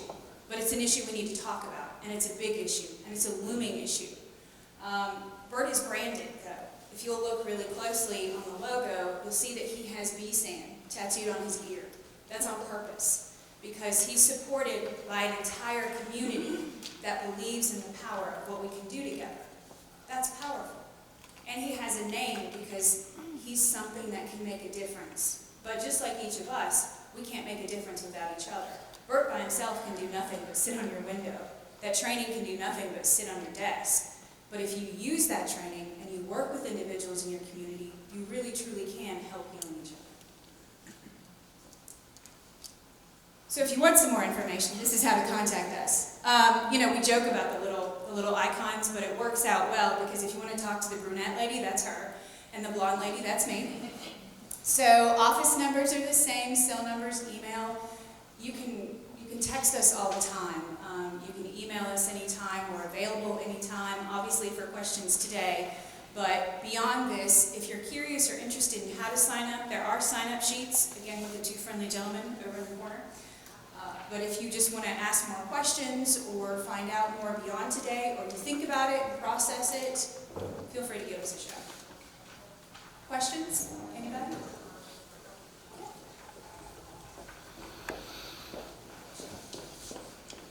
One thing I've not heard from anyone that's been presenting so far is the use of marijuana. And it seems as though I know it's prevalent, but it doesn't seem to be a topic. Is that why? It's a really big question, George. So, it is an issue in our community. Is it the biggest issue? No. And I'm going to get really honest for a moment and say when we look at the issues that we have in our community, where can we have the most impact? Marijuana is not the one where we can have the most impact. We don't lose lives to marijuana. Marijuana is often coupled with another drug when somebody goes to use. So it's being addressed. It's being addressed through prevention. It's being addressed in the school systems. But beyond that, beyond someone actually needing treatment or requiring treatment, there's not a huge push for it in this community and many others, I will say. But it is a huge focus for our adolescent prevention. Is it a doorway? Is marijuana usage a doorway into some other things? Yes, absolutely. And that's why our focus has been primarily with prevention and pushing that. We do see that marijuana and alcohol are primarily what our young adults are using. And I want to say 12 is our youngest age of use in Burke County for marijuana and alcohol. That's the average age of use, not the youngest. So if there are kids a lot younger than 12 using 2, to go into that number to come up with 12 is the average age. So we realized the biggest impact that we could make with marijuana use was pure prevention. So that's where we really dive in and stick our claws into that issue. I didn't really completely answer, but I feel you, if that helps. Any other questions? Thank Kim and Brandy.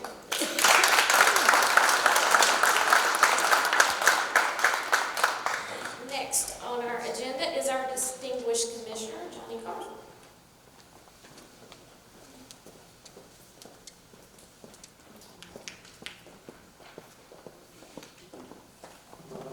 Thank you so much. You thought you would get one day without having to listen to a politician, didn't you? Surprise, surprise. I'm here today for 2 reasons. I want to talk to you and give you an update so you can take back to your parishioners of where Burke County is as far as the opioid crisis. And secondly, I want to talk to you about Census 2020. And you say, where is the tie-in? Well, there is a tie-in between Census 2020 and the opioid issue that we have. But first of all, I have to tell you my story. Most of you are my friends here and know my story, but it bears repeating every time I'm in a public setting. On January the 18th, 2013, we got the dreaded call from the sheriff. Your son is dead. I said, what? Your son is dead from an overdose. You have to stop and think about that for a while. Then my wife calls me screaming, he's dead, he's dead, he's dead. He committed suicide for a long time. We took him to every place you could think of in North Carolina. Sometimes he'd come back drunker than he was when I took him. Sometimes he came back loaded down with drugs that he got at the rehab center where I took him to. That's a sad story. It's a sad story when your granddaughter comes and says, "My daddy's dead. Pawpaw, please don't make me go with my mother." Well, she's out here on the street today somewhere. I don't know where. She's an abuser. So my story is real. I became a dad again at 67 years old. I'm very proud of my granddaughter. Most of you, if I told you about her, you don't even know who she was. She's done a lot of great things at Patton High School. She's now in college. She's going to out next year. Go out. I'm very proud of that, of what we've done.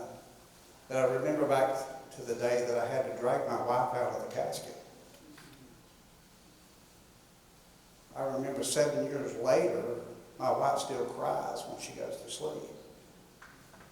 I remember 7 years later, my wife tells me of how our son comes to her and speaks to her and apologizes to her for the way he has hurt his family.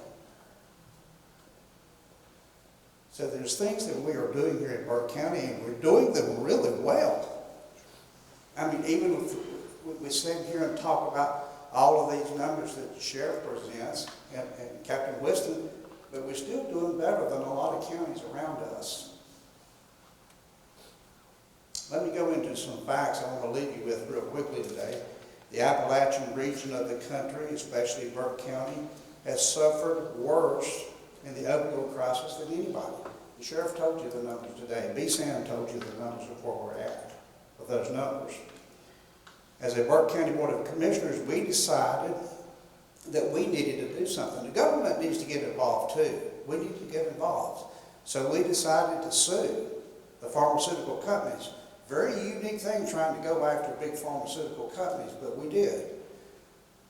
At no expense to you as taxpayers, please tell your parishioners this, at no expense to you, we hired some of the largest firms in the United States of America, and our case now is in the Ohio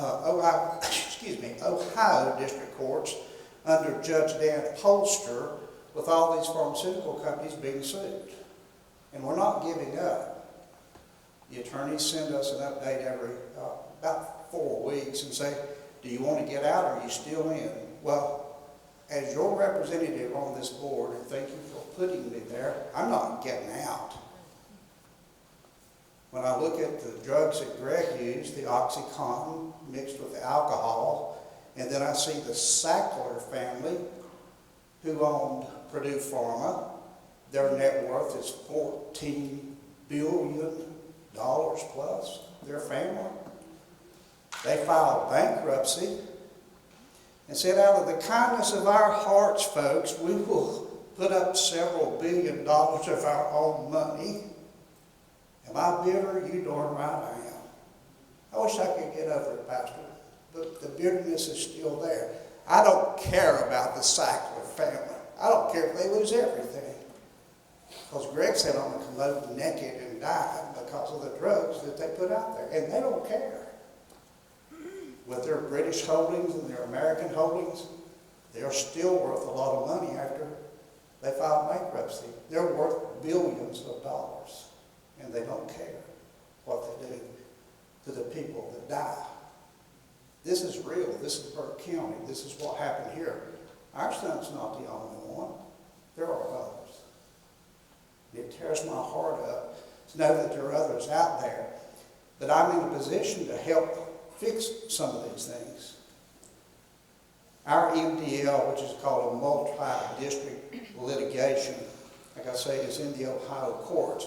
And these pharmaceutical companies are doing everything they can to try to settle so they won't go to a jury. You know why they don't want to go to a jury?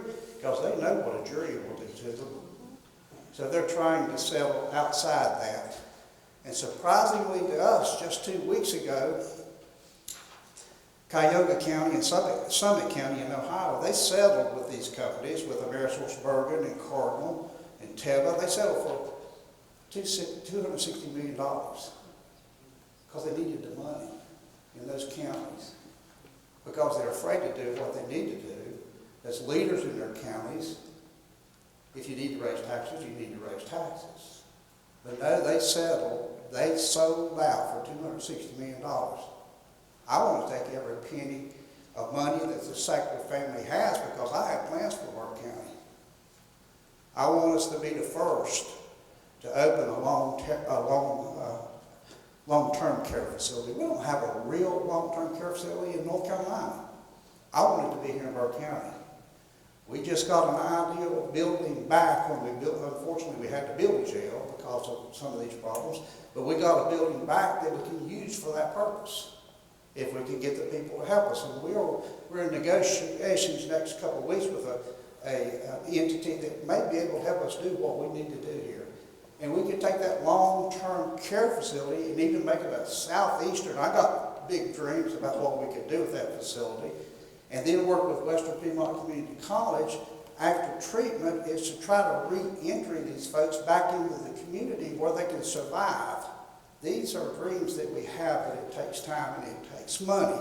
So I need the Sacklers billions of dollars to do what I want to do here, and I think they owe it to us. I think they owe it to us. So your county is still in this lawsuit. Unfortunately, you have some state's attorneys that are trying to backdoor our MDL. They want to settle because they want to do kind of like they did the tobacco settlement. They want to settle for cash money to come back to the state. And guess what? Attorney General is leading that cause, Josh Stein from North Carolina. He wants money to come back to the state to put in the state coffers, and a part, like 80%, and then wants to take 20% for treatment. I'm not going to allow that. I will fight for you. I will fight for your families. And I will make sure, as long as I can breathe, that I will help every person in this county that I can to make sure that this county gets what I feel like is owed. I am a man of faith. Most of these pastors know that. I hope you go back after today, because there's been some great presentations. These people have told you a lot, and they poured their hearts out. We can do a lot more in Burke County, but we need the faith community to help us. Everybody don't be afraid to tell the story. Everybody in here has been affected by this. Everybody. You know somebody or your family's been affected by it. So I'll not preach that sermon anymore. Let me switch over to the 2020 census and maybe pull a tie in. The 2020 census is fast approaching, and your response to the census will help to ensure Burke County gets a fair share of more than $675 billion. That's the reason we need to do the census. It's all about money. I wish we had the money to do everything we need to do, but we don't have it. So we need to be sure that we get part of this $675 billion in federal funds to support health care and to support education and to support those things that we need in each county. The decisions about where to send this money are based on that census data. So it's important that Burke County has an accurate count. An accurate count is also critical for determining how many representatives we will have in Congress. That's where I go to. I spent 5 days in Washington, D.C. a few weeks ago talking to our legislators, trying to funnel grant monies that we need to North Carolina and try to funnel as much as I could to Burke County. That's where it needs to come to. We need it here. So that count is very important. I want to state a few facts as you as pastors. Please take this back to your congregation so that they can understand what this census is about. Number one, it's easy. The census can be completed by mail, over the phone, or online. Nobody's coming to your house, so you don't have to worry about that. There are only 9 questions about how many people live at your location, and that's all the census wants to know. Who lives at your location? their ages, their relationship to others living in the household, and their race. There are no questions about citizenship, none. And there's no questions about citizenship status. We're not sending anybody out of the country. We want to know a head count. That's all it is about. And please tell everyone that the census does not ask for a Social Security number. It's just a head count and the relationship of those people that live in your house. The census is safe. The Bureau is required by law to protect any and all personnel information, and responses to the census will be used only for statistical information and will not be used for law enforcement purposes. It will not be used for law enforcement purposes. Everybody counts in the census. All residents, not just voters, but every head in that household needs to be counted. With your help and participation, we can ensure that Burke County is accurately counted and our community receives the appropriate funding and congressional representation that we are due. Burke County has been making ardent strides in fulfilling our motto of all about advancing, and the 2020 census is just another way we are fulfilling that motto. Your responses go a long way in ensuring Burke County continues that advancement. So there is a time. With us in government, it's all about money. We spend $16 million at DSS every year. We spend 14-some million in education every year. It takes a lot of money to run this county. But there's a lot of money out there that we can get from the federal government too, so this is very, very important. Before Kim comes up, I just want you to know, as I think about the people that work for us in this county, I could go down and name all kinds of great names. Right there's one young lady that she's going to retire, unfortunately, and we're going to lose her. And I rue that day when that does occur, because she makes sure that we have these meetings and that we get this information out. And Kim, I can't tell you how much I appreciate what you've done here today and what you always do when you have these. Pastors, I appreciate you being here. I appreciate what you do out in your community. As politicians, I need your prayers. We all need your prayers. So I'm going to end on that, Kim. I've preached enough. Kim, I've preached enough.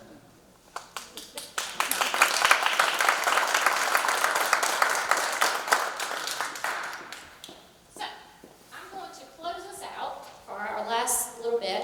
If you would join me in a round of applause for our speakers, all of our speakers for today. I hope you got what you needed when you came in. I hope you were kind of wondering what you were going to get when you got here, but that you got your feeding, your soul fed and your brain fed with some information that you can take back. So I want to read something to you before we do our call to action, and then before you go do your networking. In 1 Timothy 2:1 says, I urge you, first of all, to pray for all people, ask God to help them, intercede on their behalf, and give thanks for them. So as we leave today, and we think about this, not only in faith, but in health, and every other aspect, all of these are people. And they are people in really difficult situations that they may or may not have gotten into themselves. But they're in a situation where they may or may not know how to get out of. And they need the resources to be able to do that. So that's why you are here. You are here to build a coalition in Burke County of people working together to help all other people in the county get what they need. If you are blessed with what you need and what you have and you can give extra, count your many blessings and think of those Danielles and those people that we have that are living in homeless camps and other places that desperately need that extra help in whatever fashion it is that you can do that. So our call to action today is that we all work together continually and better at building all those relationships, whether you're an agency, an individual, a church, a person, a community member. Wherever it is you fall in any of those spectrums, is that you work together with everybody else trying to heal our community with whatever our illness is. It can be heart disease, it can be vaping, it can be tobacco, it can be substance use disorder, whatever it is. Work together to heal our community together. So I leave that with you. You do have a place over there to, if you're a faith community and you want to be on that initiative to help, please make sure that you sign up. Please visit our vendors, gather your information so that you have who you can contact with whatever issue it is that you need to help your congregation or a person that walks into your building. Please think about being part of the Purple Elephant and being that safe haven so that somebody can come in and get whatever it is they need or the resources directed to them that they need. Thank you so much for coming. We appreciate it. This is taped and videoed. So if you have another house of worship that was not able to attend, that you think they would benefit from hearing the program, if you will contact me at the health department, I would be more than happy to make a copy for you and get it wherever it needs to go. Or if you want to have a copy at your church to use in your congregation, please feel free to contact me at the health department and I'll get you a copy. Thank you so much for coming. Visit our vendors and safe travels.